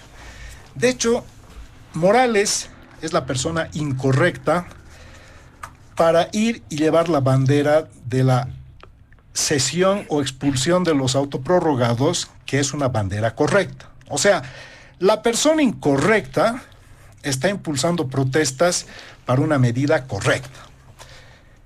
Porque no se trata de Morales. Morales tiene sus propios fines, tiene sus propios intereses, pero está pidiendo algo que el país necesita para tener un margen de garantía para que haya elecciones judiciales. ¿Cuál es la narrativa oficialista? No podemos dejar al país sin servicios de justicia. Eso va a paralizar. Bueno, así como están en este momento funcionando las cosas, todo lo que toquen los magistrados y los jueces puede estar viciado de nulidad y eso puede traer profundas consecuencias negativas, ya no en plano de gobierno, sino en plano inclusive personal. Si usted, ciudadano, tiene un juicio y por X o Z motivo llega al Tribunal Supremo de Justicia o al Tribunal Constitucional y le ha llevado 10 años ese juicio, imagínese, cualquier fallo, si le sale en su favor, la otra parte no va a reconocer. Y si le sale en contra, usted no va a reconocer. Porque estas personas son inconstitucionales. Y no porque ellos digan, porque esto también es una cosa sui generis, ¿no? Es la primera vez, por lo menos yo no conozco sinceramente, pero es inédito que jueces fallen en su favor. Es inaudito. Entonces, para cerrar esta mi intervención, yo considero que los magistrados se tienen que ir. Es ineludible la necesidad de que estos señores se vayan, porque si no, ellos van a ser los que se van a encargar nuevamente de inviabilizar todo el proceso de las elecciones judiciales, que no por la ley que han aprobado está garantizado. Muy bien, muchas gracias, don Franklin Pareja. Y bueno, si bien está empantanado este tema a nivel de la Cámara de Diputados, ayer viernes han tratado, ¿no es cierto?, el proyecto, la convocatoria de elecciones judiciales a nivel del Pleno de la Asamblea Legislativa, pero para destrabar, hay propuestas, opciones. Por ejemplo, su colega Erwin Bazán de Creemos decía, ¿por qué no hacemos una por una? Primero la 073 o la 075 primero, luego una o dos leyes crediticias, luego se vuelve a la 073 y así sucesivamente. ¿Se podría adoptar ese tema? ¿Podría haber el acuerdo para desempantanar? ¿Qué dice usted en este segundo punto, diputado Miguel Roca? Bueno, primero poner en contexto. Lo que acaban de referir es un debate entre los tramposos y los que se hicieron hacer trampa. Y yo lo he venido advirtiendo en el Parlamento en todas mis intervenciones. Ese disque acuerdo que fueron a firmar representantes de la oposición con los masistas es un acuerdo francamente, lo voy a decir benévolo, ingenuo, para quienes creen que hay ingenuidad. O sea, porque decir, a ver, el gobierno necesita los 2/3 para destrabar la situación de conflicto social que tenía el país. Que por un lado había marchas ciudadanas, de ciudadanos democráticos, a los que llaman pititas los masistas, a mucho orgullo. Yo soy un pitita, ¿no? Que con solamente una pita tumbamos al tirano que se quería también prorrogar inconstitucionalmente, con fraude, pisoteando la Constitución y todo. Ha habido marchas de pititas y bloqueos de evistas. Imagínense, eso sí es tener al país en contra. Entonces, teniendo al país en contra, el gobierno era el que más necesitaba, y yo no entiendo por qué va la oposición con sus votos para los 2/3 a pagar la fianza de los evistas y de los arcistas. Primero, pagar la fianza de Arce, que necesitaba resolver el conflicto, y para lo único que necesitaba para resolver el conflicto era cumplir la Constitución. Nada más. Pero en su tosudez, como quiero, y enseguida voy a explicar cuáles son las intenciones macabras de Arce, pero como no quiere ceder esas intenciones macabras y no quería pacificar Tramoda, no entiendo por qué la oposición fue a pagarle la fianza. Encima, pagarle la fianza y hacerlo en las condiciones que te impone Arce. Porque esa ley, la 144 que se aprobó de convocatoria de elecciones, es una ley que ya conlleva un reglamento de preselección muy, muy inclinado hacia el masismo. Es azul. Y doy 3 ejemplos nada más. El primero, le dan 18 puntos de 100 al que ya está cumpliendo funciones en el órgano judicial, es decir, un masista. Segundo, le dan 2 puntos al que ha sido autoridad originaria en su comunidad, un alcalde de agua, lo que sea, ¿no? Y 3 puntos al que ha publicado un libro sobre derecho. Tercero, exigen el certificado de lengua nativa. Yo conozco un caso muy cercano, en la Asamblea Legislativa, un funcionario aymara parlante, su lengua materna, lo habla mucho mejor que el castellano, le tomó 40 días conseguir su certificado para entrar a la Asamblea, porque tiene que agendar el examen, que le tomen el examen, y después que en la burocracia pública siempre ineficiente, ¿no?, que le den su certificado. Pero el reglamento da 20 días para postularse. Entonces, solamente un funcionario público tiene ese certificado, porque quien no ha necesitado trabajar en el Estado, ¿para qué le va a servir ese certificado? Gastar tiempo y plata, suponiendo que habla la lengua nativa, que ya es una discriminación odiosa, pero está en la Constitución. Entonces, solamente para muestra esos 3 botones de lo inclinado que está el reglamento para reproducir un sistema de justicia masista. Y lo más grave es que este sistema de justicia masista va a estar en funciones durante los primeros 4 años de los 5 años del próximo gobierno. Primer error garrafal de quienes representan a la oposición en el Parlamento y a la oposición parlamentaria. Y si bien yo soy un diputado de la Alianza Comunidad Ciudadana, tengo clarísimo que mi voto es de oposición. O sea, yo recibí el voto de oposición. Es más, lo pedimos. Voto útil era el eslogan de la campaña de Carlos Mesa. Recibimos el voto útil. Dijimos, confíen en nosotros para representar a la oposición. Pero los curules de oposición, lamentablemente, están siendo utilizados más para proyectos políticos, personales y de un pequeño grupo. Y no para representar la oposición que deberíamos representar, que nos dio el voto y nos puso en esos curules. Entonces, es el primer tema de contexto. Segundo tema, Arce es minoría. Ya lo dijo Franklin. Pero es minoría en el Parlamento y en la calle. Y rápidamente analicemos. Su 55%. 25% decían las encuestas que eran los indecisos al momento de las elecciones del 2020, más o menos. Y Arce ofreció estabilidad y reconciliación. Se le creyeron más a Arce que a Mesa, ese bolsón. Yo pensé que iba a venir para nosotros con el voto útil, pero no. Apostaron a estabilidad y confrontación. ¿Y qué entregó Arce? Mayor crisis y mayor confrontación. No reconciliación, confrontación. Más persecución, más presos políticos. Ahora está hasta peleado con su socio. Y hasta ellos más los persigue. Por eso es que Evo Morales y los evistas ahora ya están probando una cucharada de su amarga medicina y saben que tener a los jueces de parte del gobierno cuando el gobierno no está de parte tuya es pues muy, muy peligroso. Y por eso ahora ya entienden, ¿no?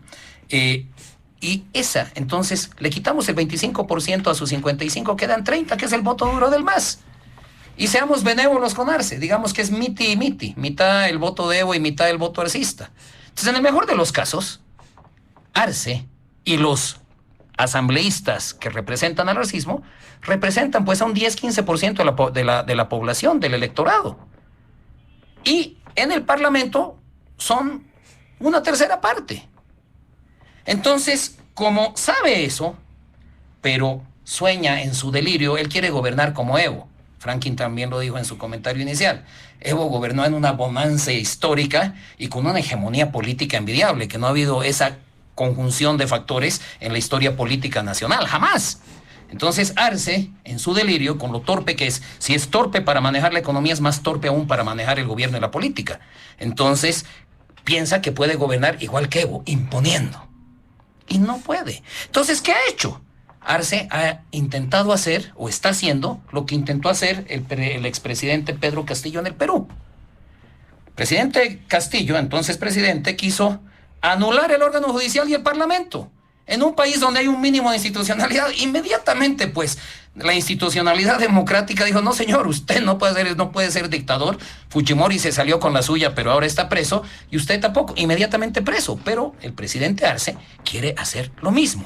Entonces, tiene secuestrado al órgano judicial, y ahora con este tema de los autoprorrogados, y tiene anulado el parlamento. Primero, una decisión del Tribunal Constitucional que dice que no podemos interpelar a los ministros. Ahora, otra decisión, imagínense, este Tribunal Constitucional, trucho, autoprorrogado, ¿no? Saca una resolución que dice que no podemos tratar ninguna ley sin respetar su autoprórroga. A ver si no es ridículo ya eso, ya realmente parece que estuviéramos en un país, pero de comedia, ¿no? De sátira política, no de una realidad. Que los mismos autoprorrogados dicen que el órgano legislativo se tienen que supeditar a su delito, a su felonía, por Dios, ¿no? Entonces, a eso está jugando Arce. Y entonces, en medio de eso, plantea un chantaje. Porque lo que más necesita el gobierno son esos dólares para seguírselos farreando. No es para proyectos. Y por si acaso, Juan José tiene aquí un montón de papeles. Juan José tiene a su servicio, ¿cuántos funcionarios en tu comisión? ¿10? Más los del Ministerio de Economía que le hacen los cuadritos. Yo no tengo quien me los haga. Cuando yo consulto mi celular es porque tengo algún tema urgente de mi WhatsApp. Y el único cuadrito que sí pedí que me mandara mi asistente es un cuadrito que me tengo que hacer yo mismo. Porque a diferencia tuya, que tienes a tu servicio decenas y centenas de funcionarios, porque en realidad tú estás en función al Ejecutivo, tú eres un brazo del Ejecutivo en el Legislativo, como lo es el diputado Omar Yufra, tu jefe directo. Yo no tengo quien me haga los cuadritos. Y sí necesité que mi asistente me mandara el cuadrito que yo me hice. Y es el cuadrito de los 8 créditos, ¿no? Entonces, ahora sí voy a abrir mi WhatsApp, porque no tuve el tiempo de imprimir este cuadro antes de venir. Son 8 créditos por un total de 829 millones de dólares. El gobierno necesita estos dolaritos para, como con la ley del oro, patear la pelota para adelante y ganar, ¿no?, unas cuantas yardas más. Si alguien ha visto fútbol americano, es cuestión de ganar, ¿no?, de 5 en 5, de 10 en 10 yardas hasta llegar al final. Igualito está jugando el gobierno, que odia a los gringos y se dice imperialista, está jugando fútbol americano aquí, ganar de yarda en yarda para llegar al 2025, con la economía antes que se le desplome, porque se le está desplomando, porque está intrínsecamente, estructuralmente mal enfocada toda la política económica. Entonces, ¿qué dice el gobierno? Ya, les doy elecciones judiciales, porque en el fondo no las quiere, pero en mis condiciones y a cambio de créditos. Por eso, insisto, en la ingenuidad, voy a usar ese adjetivo, de los representantes de la oposición, de ir a ese acuerdo ya, papito. Y entonces, lo han dicho, lo ha dicho Carlos Mesa, lo han dicho prácticamente todos, eso es un consenso. El principal objetivo de la oposición con relación al tema judicial es que se vayan los autoprorrogados y recuperar la institucionalidad democrática. Pero entonces van y firman un acuerdo de que primero el proyecto de ley con el reglamento que quieren los arcistas. Segundo, y voy un poquito atrás, esto es importante, Juan José y Franklin, José Luis y Franklin, y Juan José lo sabe. Con los votos de la oposición, eligieron la directiva de la Cámara de Diputados, al arcista Guaitari. Con los votos de la oposición, el presidente de la Comisión de Constitución que maneja este proceso es el diputado Jáuregui, ausista. Con la anuencia de esos votos de la oposición, los arcistas tienen 2/3 en la Comisión de Constitución. Entonces, lo que han aprobado, lo que se aprobó, la ley 144, la aprobación de la convocatoria, todo está en manos de los arcistas y se lo han servido en bandeja. Por eso yo hacía la pregunta, y sé que algunos colegas míos se molestaron, pero no especifico ni nombre. ¿Dónde está la oposición? ¿Dónde está ese voto que representamos? De frenar al gobierno, al arcismo, al masismo, en sus afrentas antidemocráticas, como querer controlar la judicatura. Entonces estamos en este momento en el chantaje por los créditos que necesita el gobierno y los autoprorrogados que reclama el pueblo boliviano. Y solamente termino con esto. Yo no voy a aprobar ninguno de los 8 créditos y tengo sobradas razones técnicas como economista y como ingeniero civil para cada uno de los créditos, y además como economista sobradas razones macroeconómicas para no aprobar estos créditos. Muchas gracias, diputado Miguel Roca. ¿Qué dice don Juan José Bedregal en este segundo punto del programa? Adelante. Muchas gracias. En fin, ¿cómo podemos no aducir a la fanaticada si nos dedican tremenda porción de sus intervenciones los panelistas? En fin, me voy a enfocar en este punto en las consecuencias en la economía de esta situación tan perjudicial, porque a toda la audiencia que nos está escuchando hay que aclarar algo muy importante.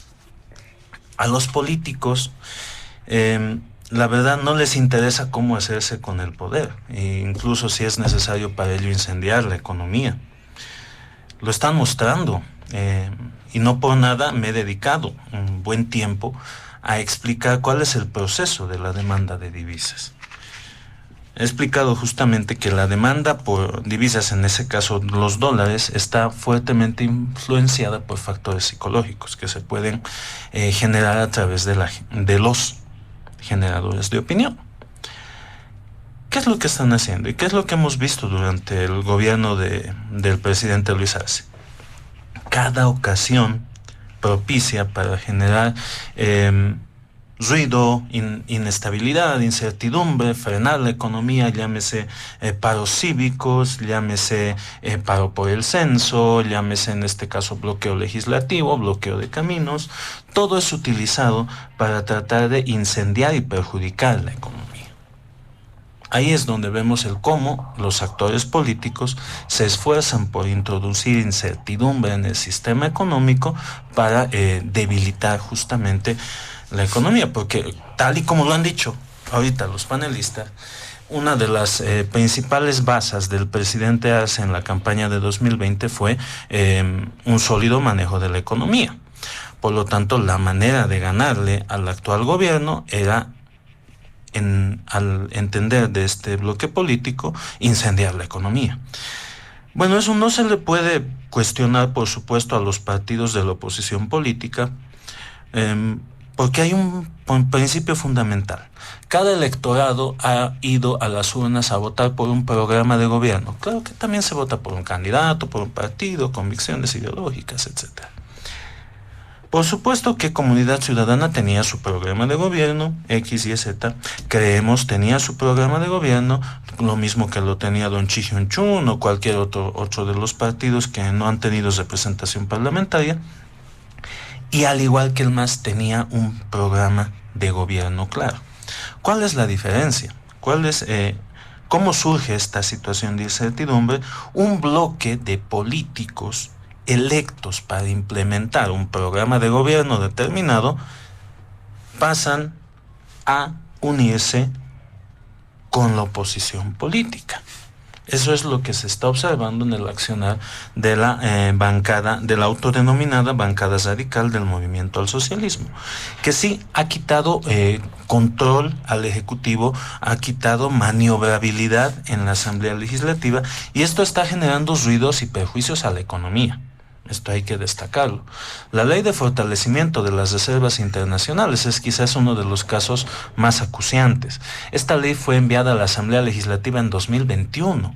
Imaginémonos que en 2021 se hubiera iniciado este proceso de compra de oro, del cual ya se tienen 4,09 toneladas adquiridas y del cual se tiene previsto adquirir 10 toneladas más este año 2024.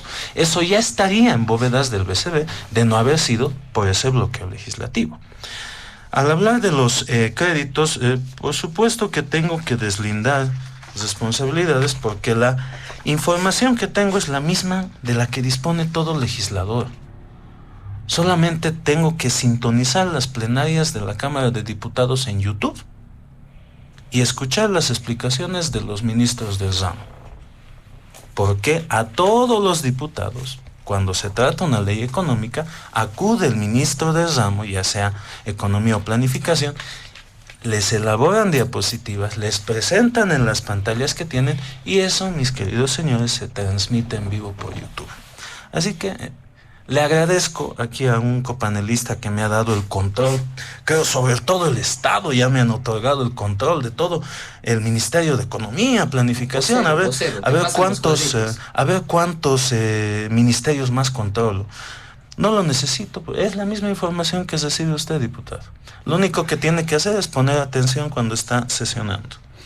Aquí, por ejemplo, podemos encontrar el caso más acuciante y más terrible que se entere la población. El proyecto de ley 268, quebrado 2022-2023, para el programa de apoyo a la preinversión para el desarrollo, está ya un año en la Asamblea Legislativa Plurinacional. ¿Qué contiene este proyecto? El desarrollo de la hidrovía Ichilo-Mamoré, un proyecto importantísimo para desarrollar las exportaciones del país. La doble vía a Puerto Buch, entre el Mutún y Puerto Buch, la ejecución del ferrocarril, la avenida periférica tramos 1, 2 y 3 aquí en la Ciudad del Alto, los estudios para la doble vía que va a conectar el Ciliar con Bombeo, es decir, toda la ciudad de Cochabamba, que va a rodear toda la ciudad de Cochabamba. Un conjunto de proyectos más a nivel nacional, en Tarija, la doble vía del Valle Central de Tarija, puentes en el departamento de La Paz, etcétera. Todos esos proyectos están ahí adentro. Esos son los proyectos que están ahorita secuestrados por un conjunto de legisladores, de políticos que no quieren darle buenas señales a la economía. Otro proyecto de ley es el apoyo de emergencia al sistema de salud, con 112 millones de dólares para equipamiento del sistema de salud a nivel nacional. Otro proyecto para que escuchen nuestros hermanos que están en Cochabamba, la doble vía Caracollo-Colombia en el tramo Confital-Bombeo. Ese es un tramo que está paralizado ahorita, merced a los políticos en la Asamblea Legislativa Plurinacional. También que nos escuchen las personas allá en el distrito 8 de la ciudad del Alto. El mejoramiento y ampliación a 8 carriles del tramo Sencata-Pacheta de la doble vía La Paz-Oruro. Aquí, por favor, en la ciudad de La Paz, la ladera este, que nos escuche, por favor, los barrios de San Antonio, Villa Copacabana y Pampajasi, está frenada la ampliación de la línea café de mi teleférico. A nivel nacional, está frenado el programa de electrificación rural. Quizás, bueno, los legisladores ahí en la Asamblea, de los bloques que están secuestrando estos proyectos de ley, se han olvidado lo importante que es la electricidad, el disponer de electricidad en casa. Algo que quizás muchas comunidades en el campo todavía no lo tienen. Ellos sí lo tienen, por supuesto, ahí en la plenaria de la Asamblea Legislativa. Pero hace falta avanzar en electrificación rural en el país y ese proyecto está frenado.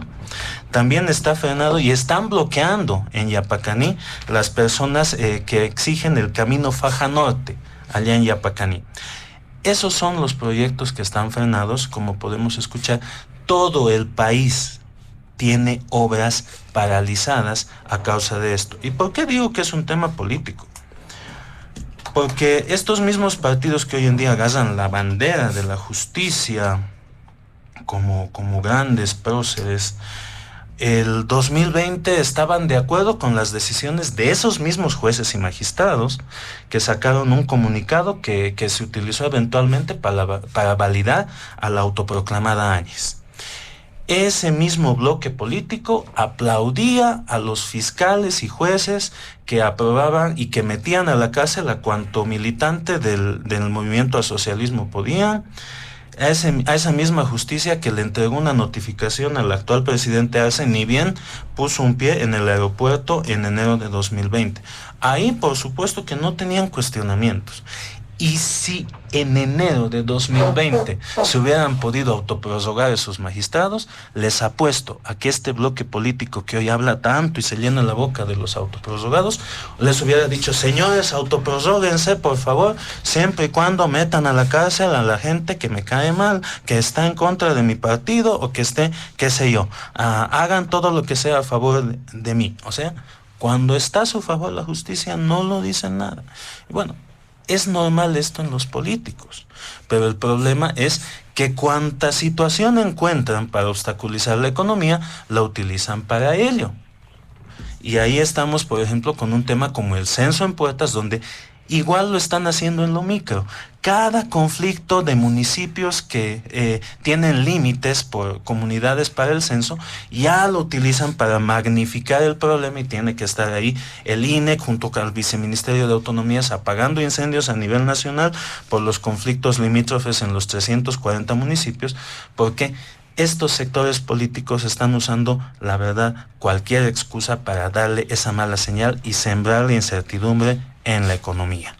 Muy bien, muchas gracias, don Juan José Bedregal. Vámonos rápidamente al último punto de diálogo en Panamericana, y por la premura del tiempo vamos a solicitarle simplemente 2-3 minutos en tono de reflexión a nuestros invitados especiales de este fin de semana. Se trata de la reactivación de bloqueos, el nivel de conflictividad que está un poco relacionado a los anteriores temas que se han abordado, y a pesar de que en la Asamblea Legislativa se ha avanzado plenamente en el tema de la Ley 144. Ayer en la sesión de la Asamblea Legislativa se ha procedido a la aprobación por unanimidad de la convocatoria a las elecciones judiciales. Está empantanado el tema, lo hemos abordado en el segundo punto, de los otros puntos del acuerdo de la comisión bicameral. Todos estos elementos, se ha mencionado, podrían profundizar el tema de los bloqueos y el nivel de conflictividad.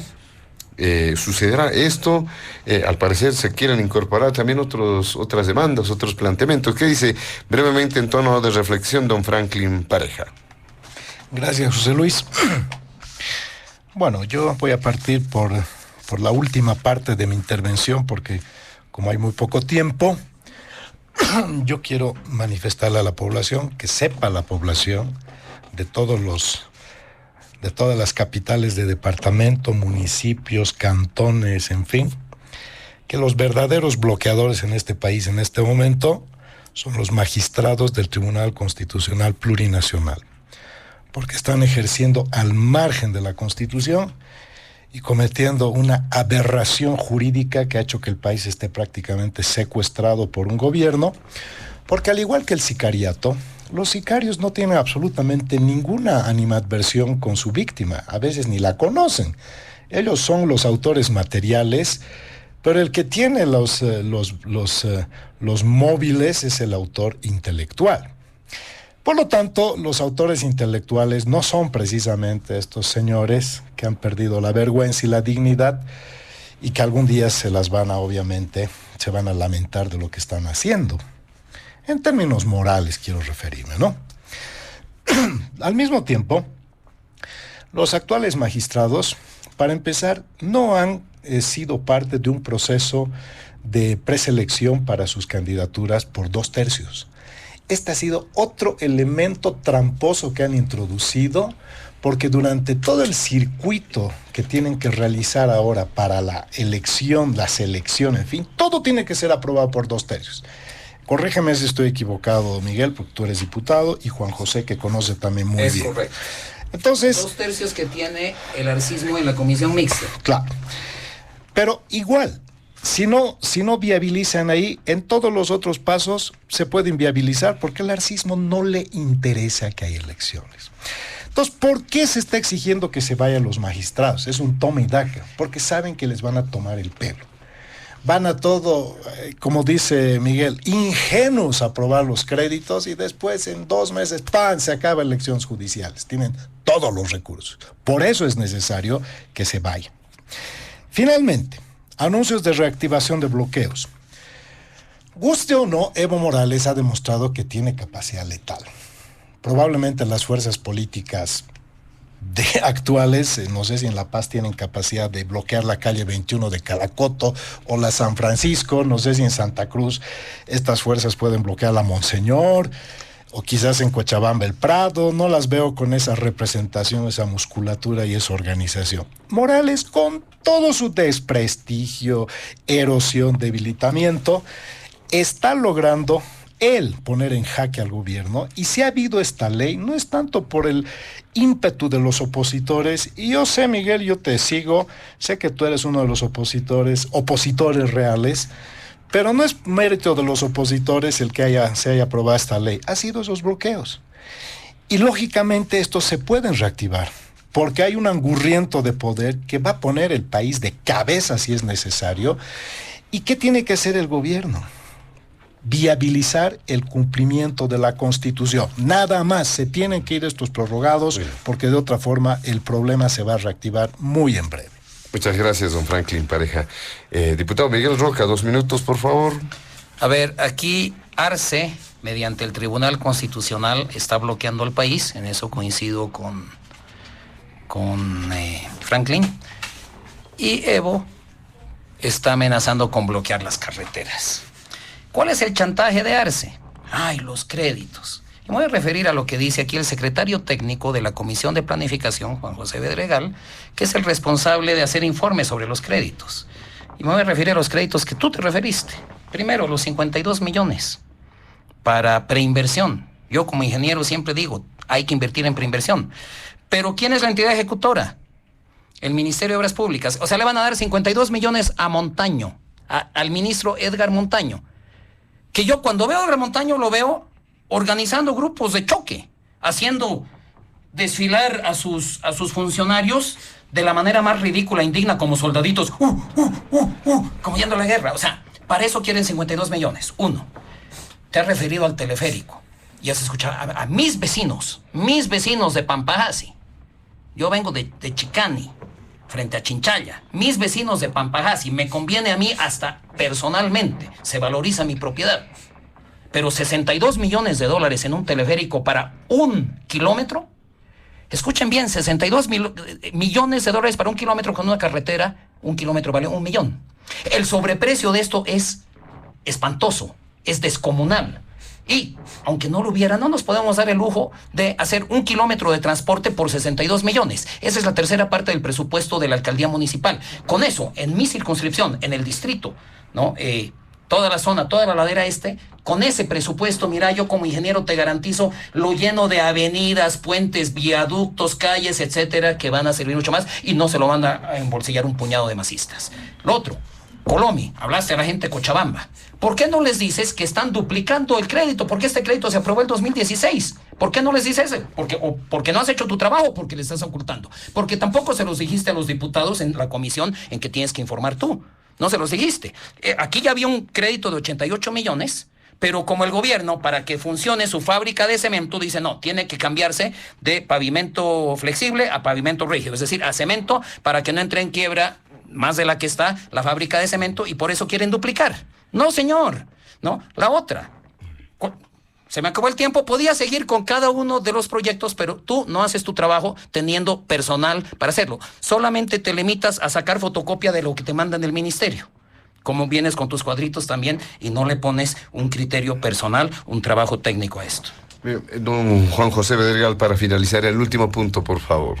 Muchas gracias. Un par de minutos. Muchas gracias y queda claro que tengo una interesante fanaticada en esta sala. En fin, el asunto acá es, nuevamente me voy a referir a lo técnico, nuevamente estos políticos, así como lo han escuchado, querida audiencia, altisonantes, atacando personalmente, haciendo ese show, así es como están secuestrando la economía.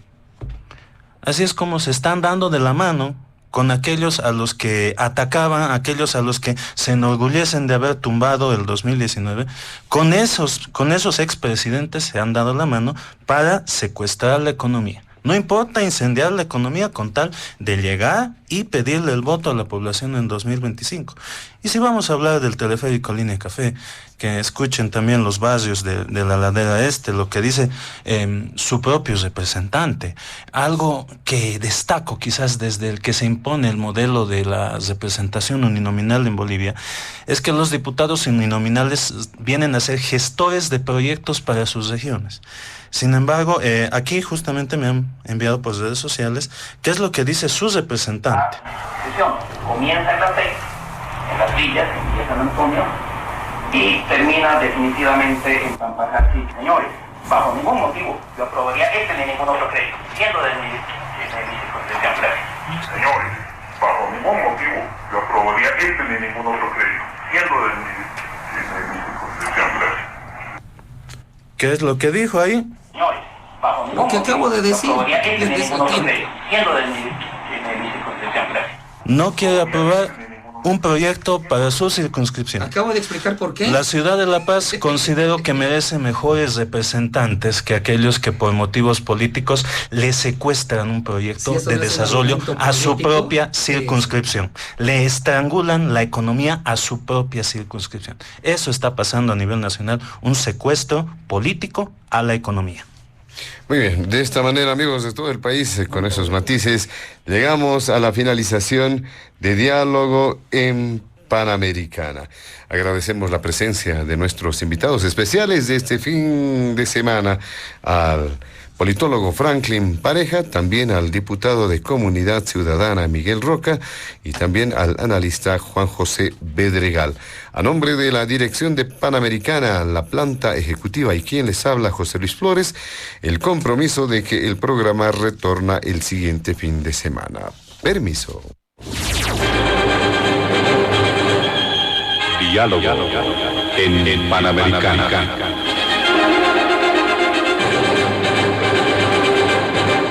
La radio agradece por la atención prestada al programa de hoy. Les invitamos a la próxima entrega del Departamento Periodístico de Panamericana, cuando anunciemos.